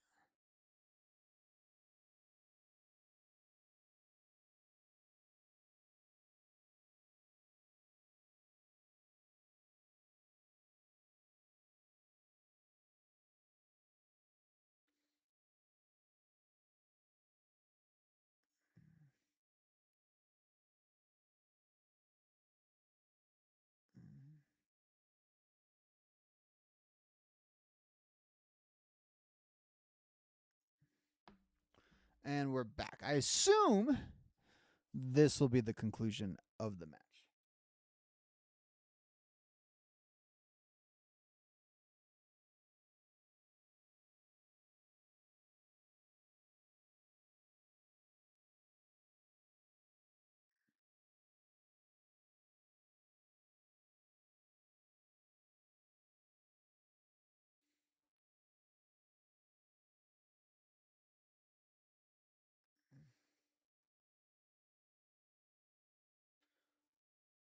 We get those steps flying.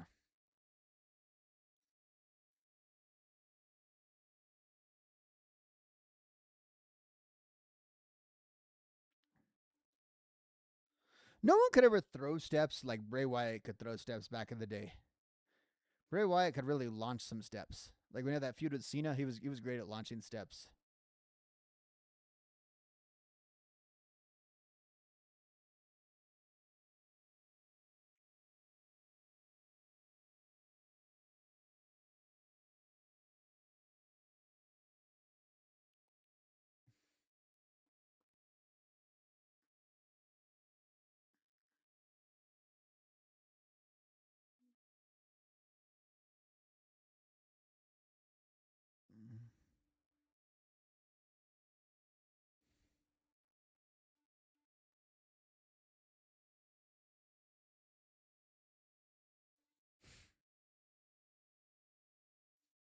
Oh, she almost fell out of the trash can. See, Io Sky would just go launching with that thing.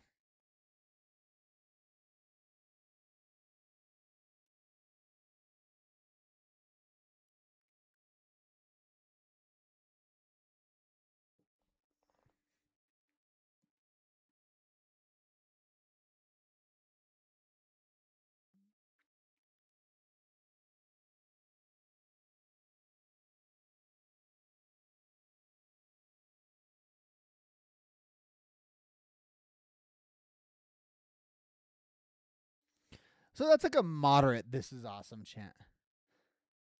Like, I don't think this match has been awesome. It's been good. It's been entertaining. It's been back and forth. But at least it's better than like them locking up and this is awesome chant just shooting out there. Like there's no reason for that. There's no call for that. You devalue the already very unvaluable this is awesome chant.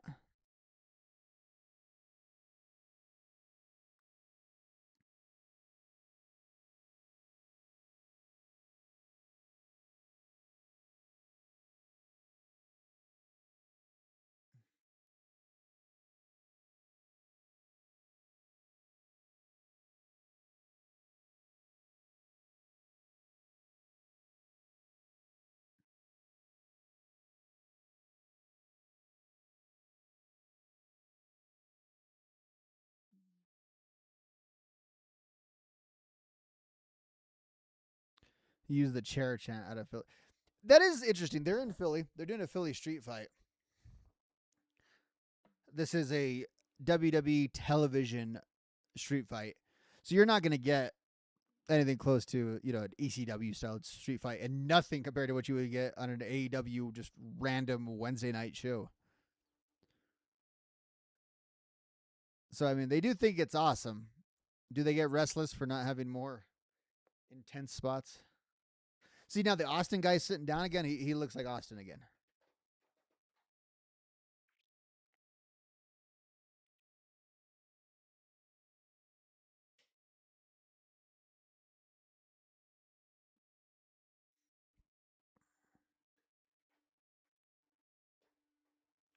Like the third table Stephanie's gone through in this match. Nope, she's not going to go through it.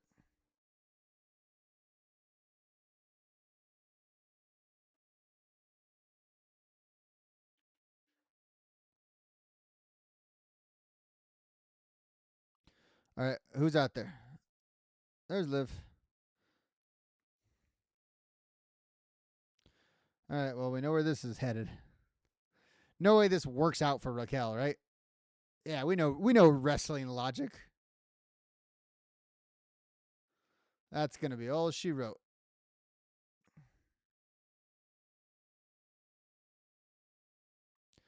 Oh, no. Come on. That table is holding on for a thread right now. Holding on by a thread, not for a thread. Wait, someone else is running. Who's that? Oh, it's Roxanne. If Roxanne lands on that table, it will not break. No, but she went through the other table.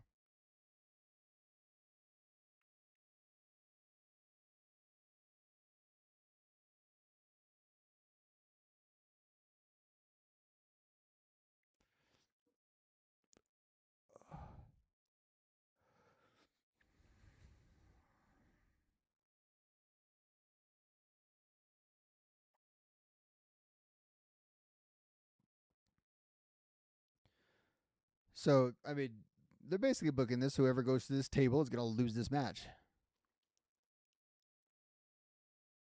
Who's it going to be? Suspense is killing me.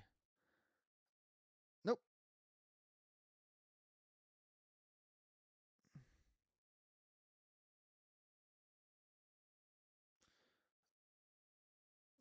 Oh. Oh, and she barely cracked the table. I mean, she kind of like flipped over it.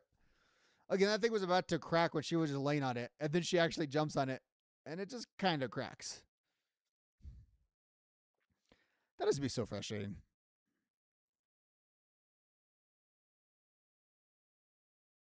And cover with the table. This is a weird match, though, because it's like Raquel has unwittingly had all this cheating help that Stephanie's kind of overcoming, but it feels like the crowd is a little more into whatever Raquel's going to be up to. And that's that. Stephanie wins.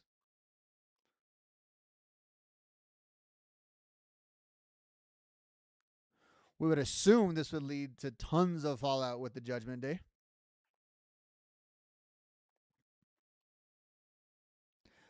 I kind of can't figure out what's going on with Raquel or Braun Breaker. They feel to me like they're in the same kind of category there. Of heels that they're kind of building for big babyface runs, but they're still in their heel universe, so a lot of stuff just doesn't quite make sense.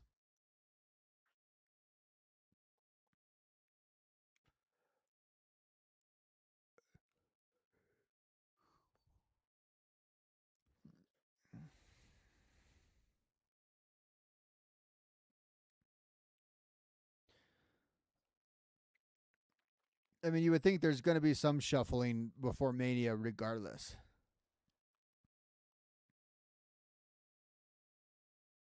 And maybe Raquel is a short term opponent for Liv to build Liv for her big title match at Mania. I don't know.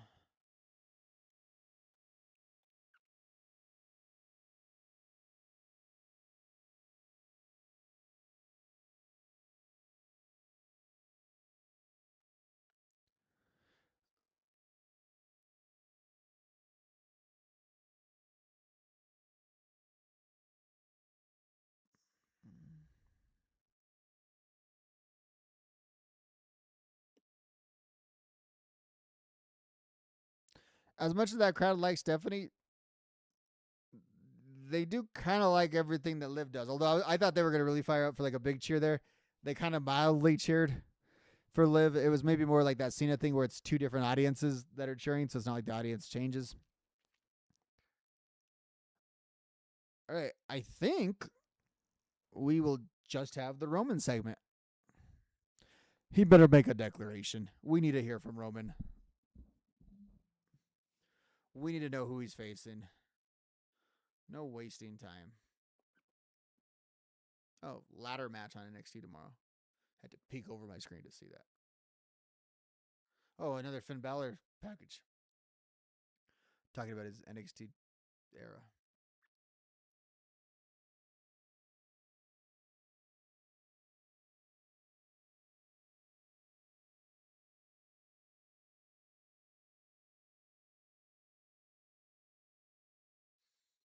Oh, NXT Finn. Who remembers waking up for that Beast in the East show? Wasn't that so fun? Like 4 a.m.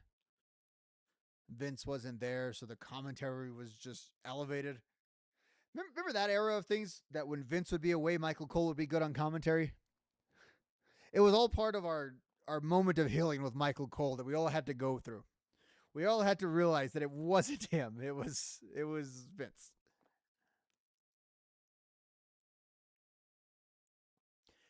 When I saw Punk and Finn a couple of weeks ago, I just got sad. I got sad by how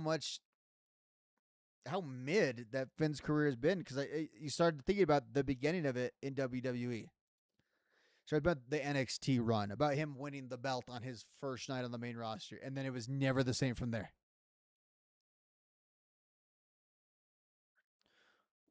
It wasn't the first night on the roster. He beat Roman on the first night, and then on the first pay per view, he beat Seth. But this is before Seth would get hurt all the time. This is when Seth would hurt other people. This was part of Seth's buckle bomb era. All right, we got the tribal chief here in a Range Rover.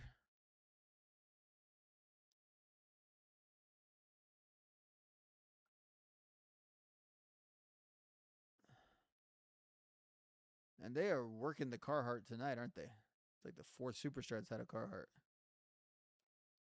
Don't even know that's actually the brand.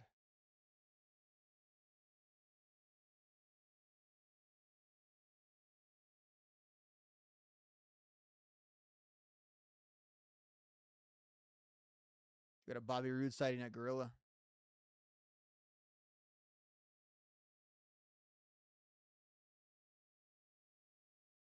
Have they ever presented Roman like that in the past, the way they just did now, where he just showed up exactly on time at 10:08 for his segment, and everyone in the back was all in awe of him, as if they're acting like it was Eric Bischoff, whatever they first saw him in 2002. The way they were going after, the way they were looking at Roman there.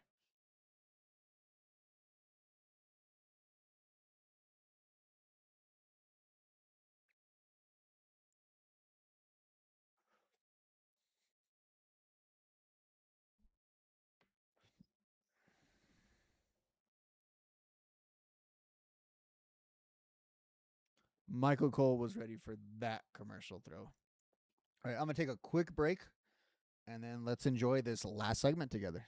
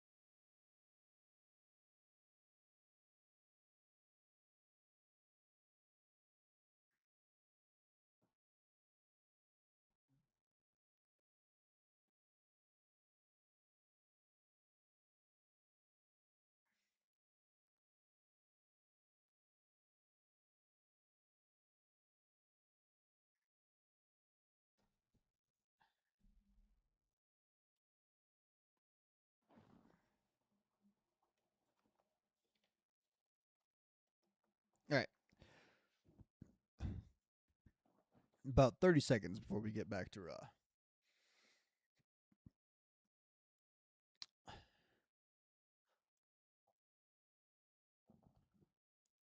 Was Punk advertised for Raw tonight? I don't believe he was.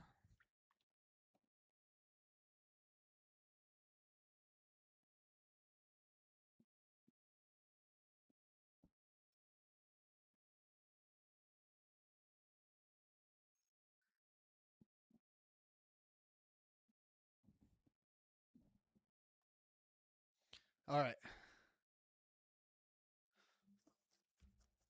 What does the tribal chief have to say?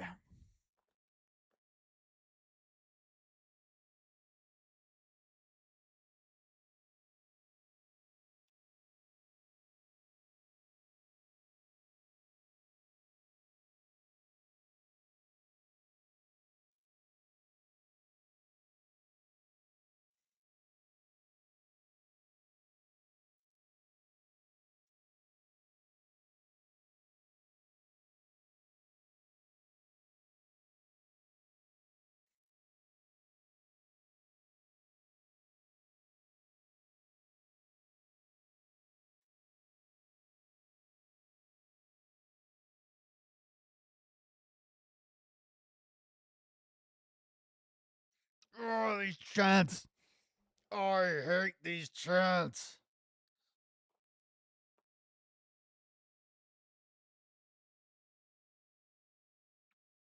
I guess nobody has to deal with them quite on the level that Cody does, right? Cody's got to go through hell with these chants. He's got to let him die down. Then he's got to cut his promo.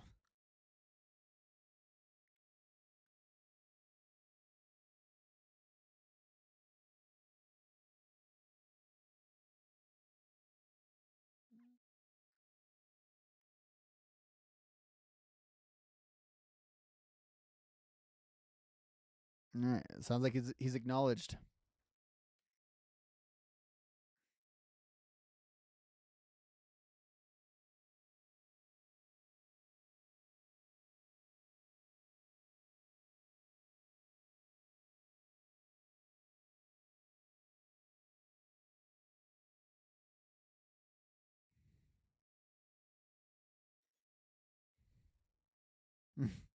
At least he references it.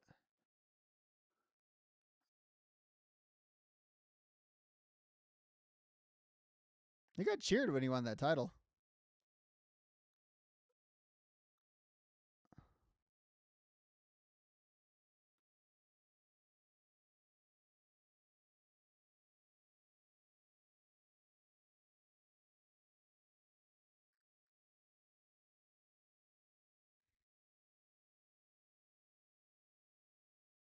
Yeah, how'd the fans feel about you then, Roman? Look, it made Michael Cole laugh.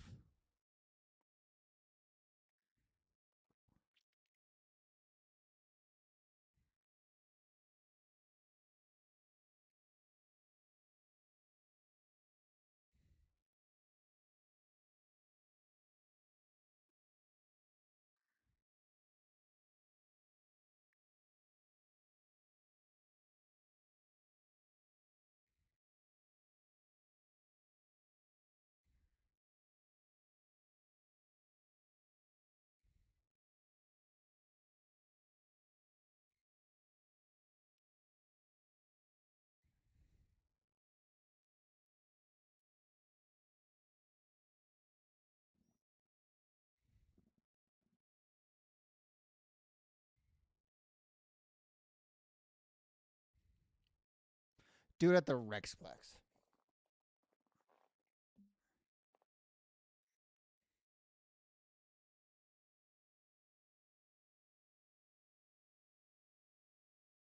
Philly's made a decision.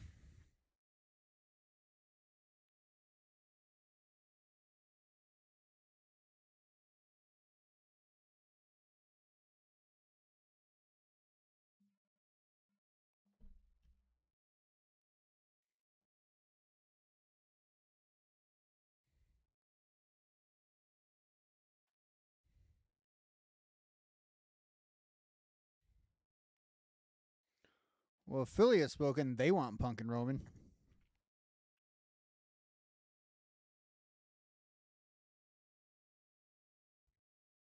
There he is. The Second City Saint in Philly.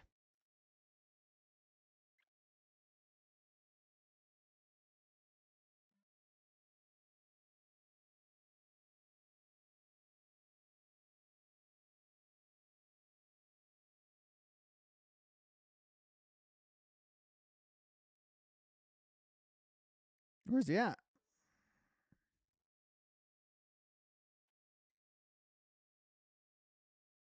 I thought they were going to do some angle where he's like beat up or something.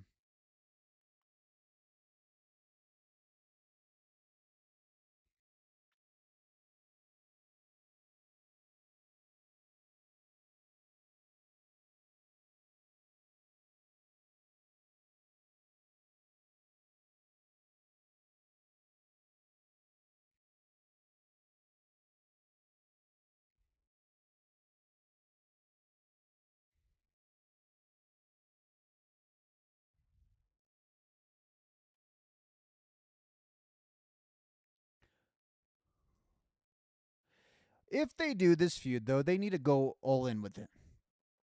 Take it all the way back to 2014. Reference everything.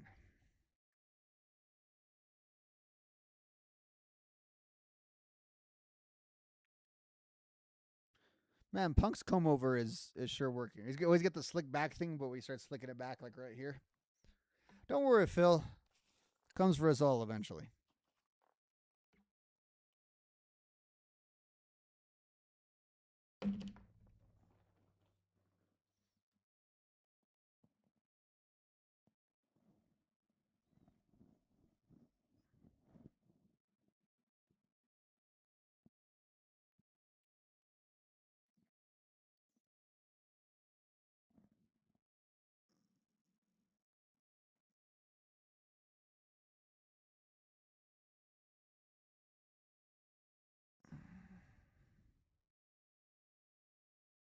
Yeah, Punk has a nice shoe game on TV. He's got some camo dunks on. Good for him.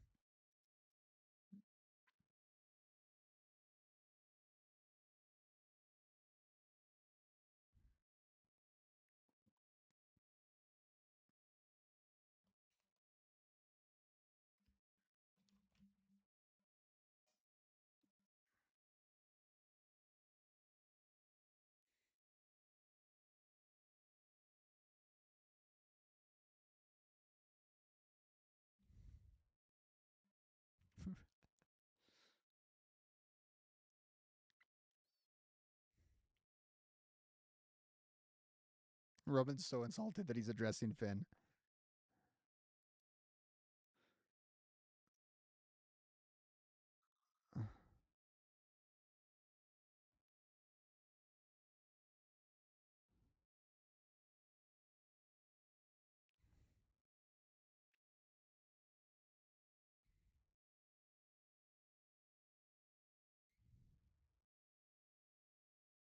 Hmm. Visitor.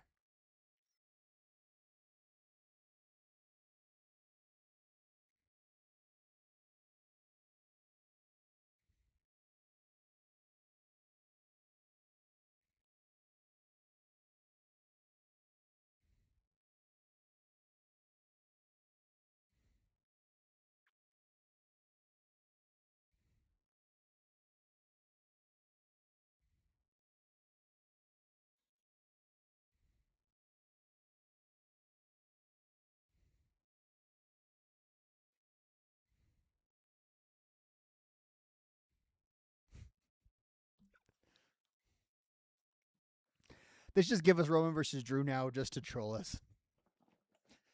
Book it, Trips.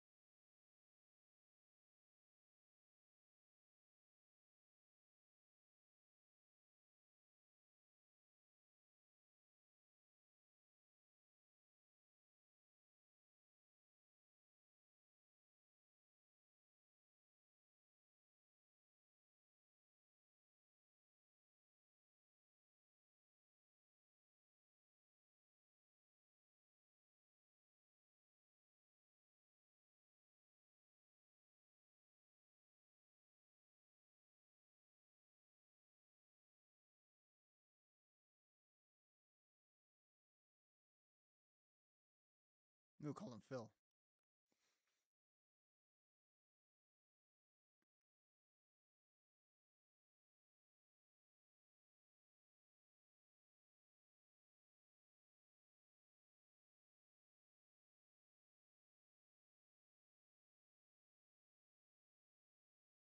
I don't know. You fought over a necklace, Roman, for like the last 2 years.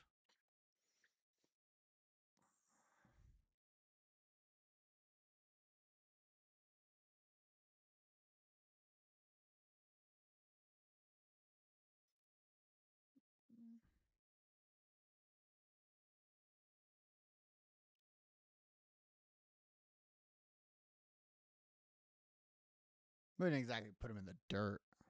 A little bit of an exaggeration, Punk.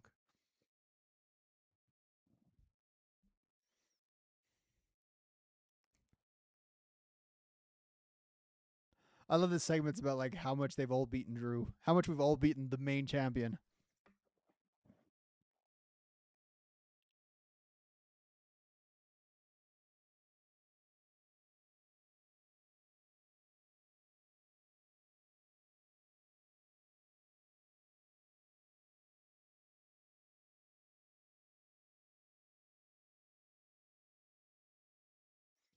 The only reason.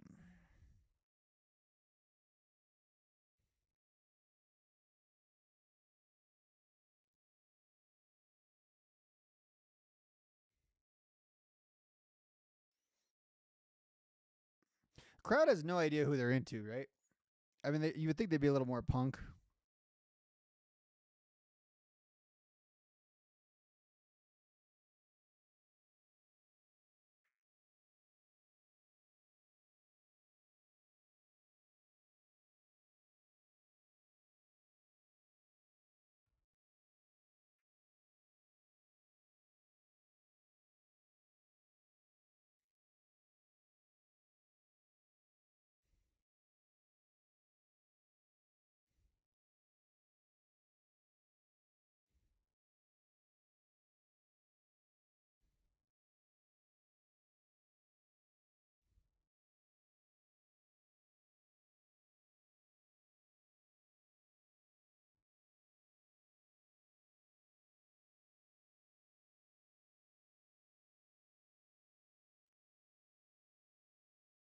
Well, that's what Punk did for 10 years, right? He just let everyone else take over.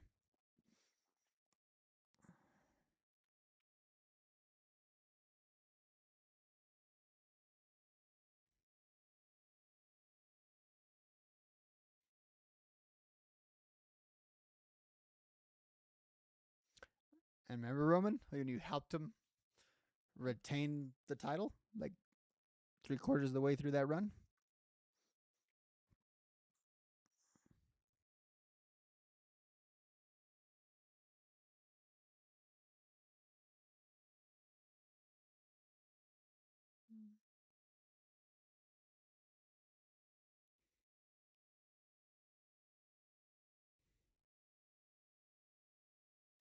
Yeah, I'll give it to Roman. He's better than he used to be.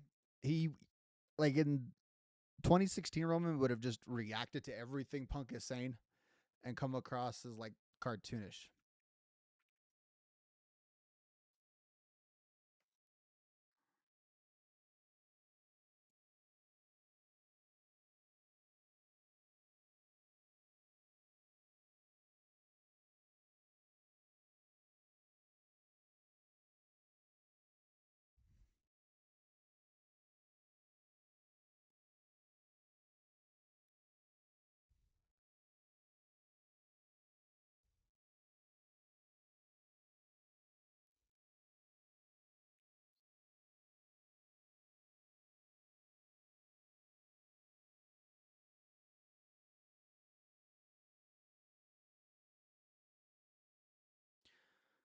I don't know if they can reset the whole like Cena Rock thing of I'm here every week and you're part time.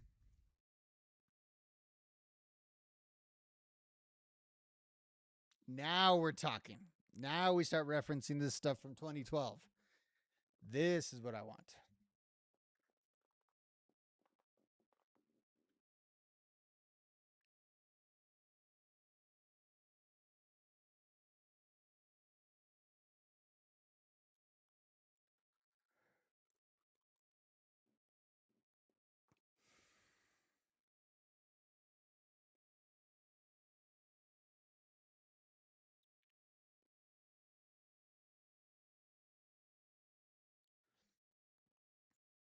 I love Punk, but does anyone actually think he would retain against Roman?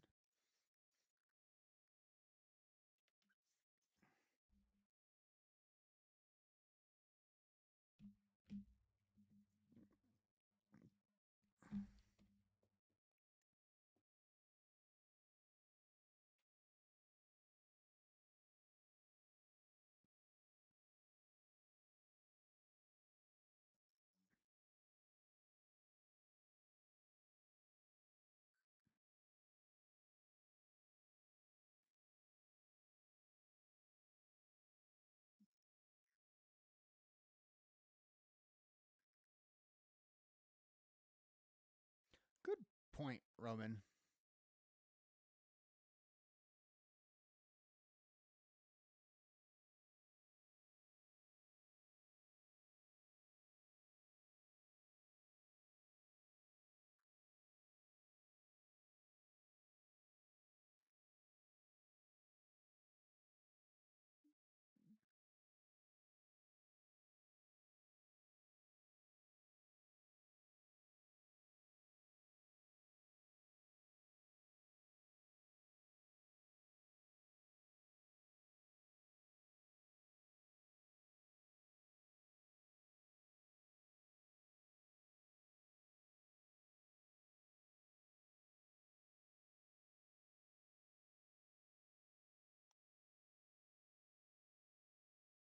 Good. Good. Yes. Yes. Bring that up. I want them talking about the Cabana podcast.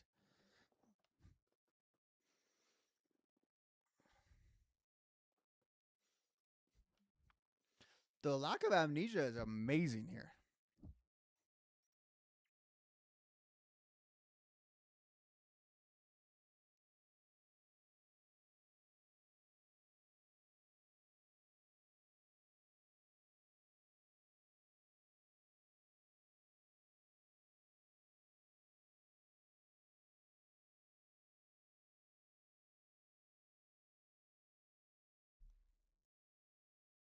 Yes. I hate you. I've always hated you.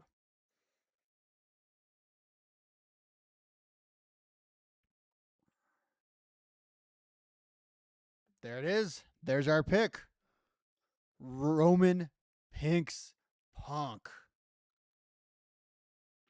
With the closing line of, I hate you. I've always hated you. It took a little bit to get there. Once they landed on it, though, I think that was like a perfect tone for them to strike, though.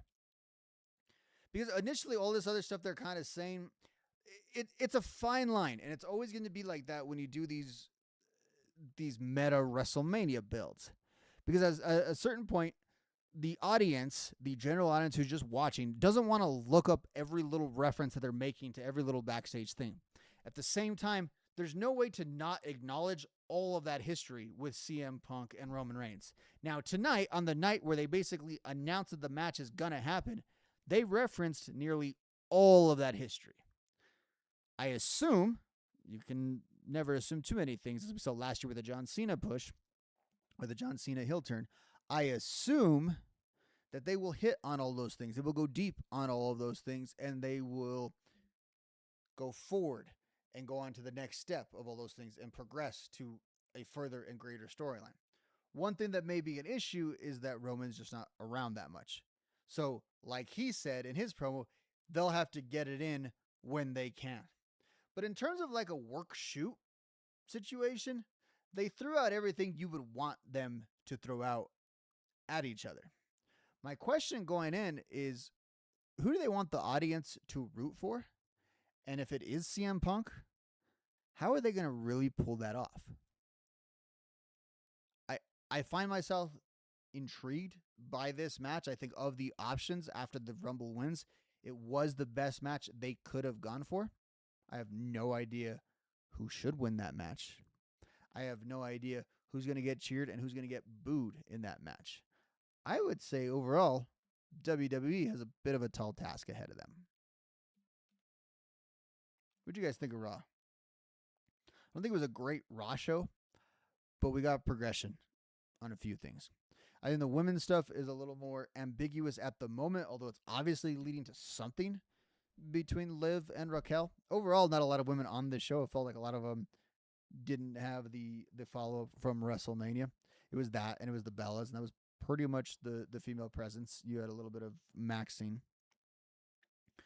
But on the men's side, you have the continued disillusion of the vision, the disillusion of something that's never really kicked off. And it's another night where everything's just gone wrong for Braun Breaker, and there seems to be no value of him being in the vision, with other tough spots for the vision throughout the night. And then, of course, we got the big announcement in the main event. Roman picks Punk because he hates him. You don't really need much more than that. Now, whether or not he actually wants that title and where we go from there, where we go after WrestleMania, I think that's a much bigger question than will this be good and can this build be good? But I've been on here for almost 3 hours. So I'm going to head out, guys. This was fun. Maybe we'll do it again next week. Maybe I'll have a show tomorrow. Maybe I'll have a show on Thursday. Stay tuned.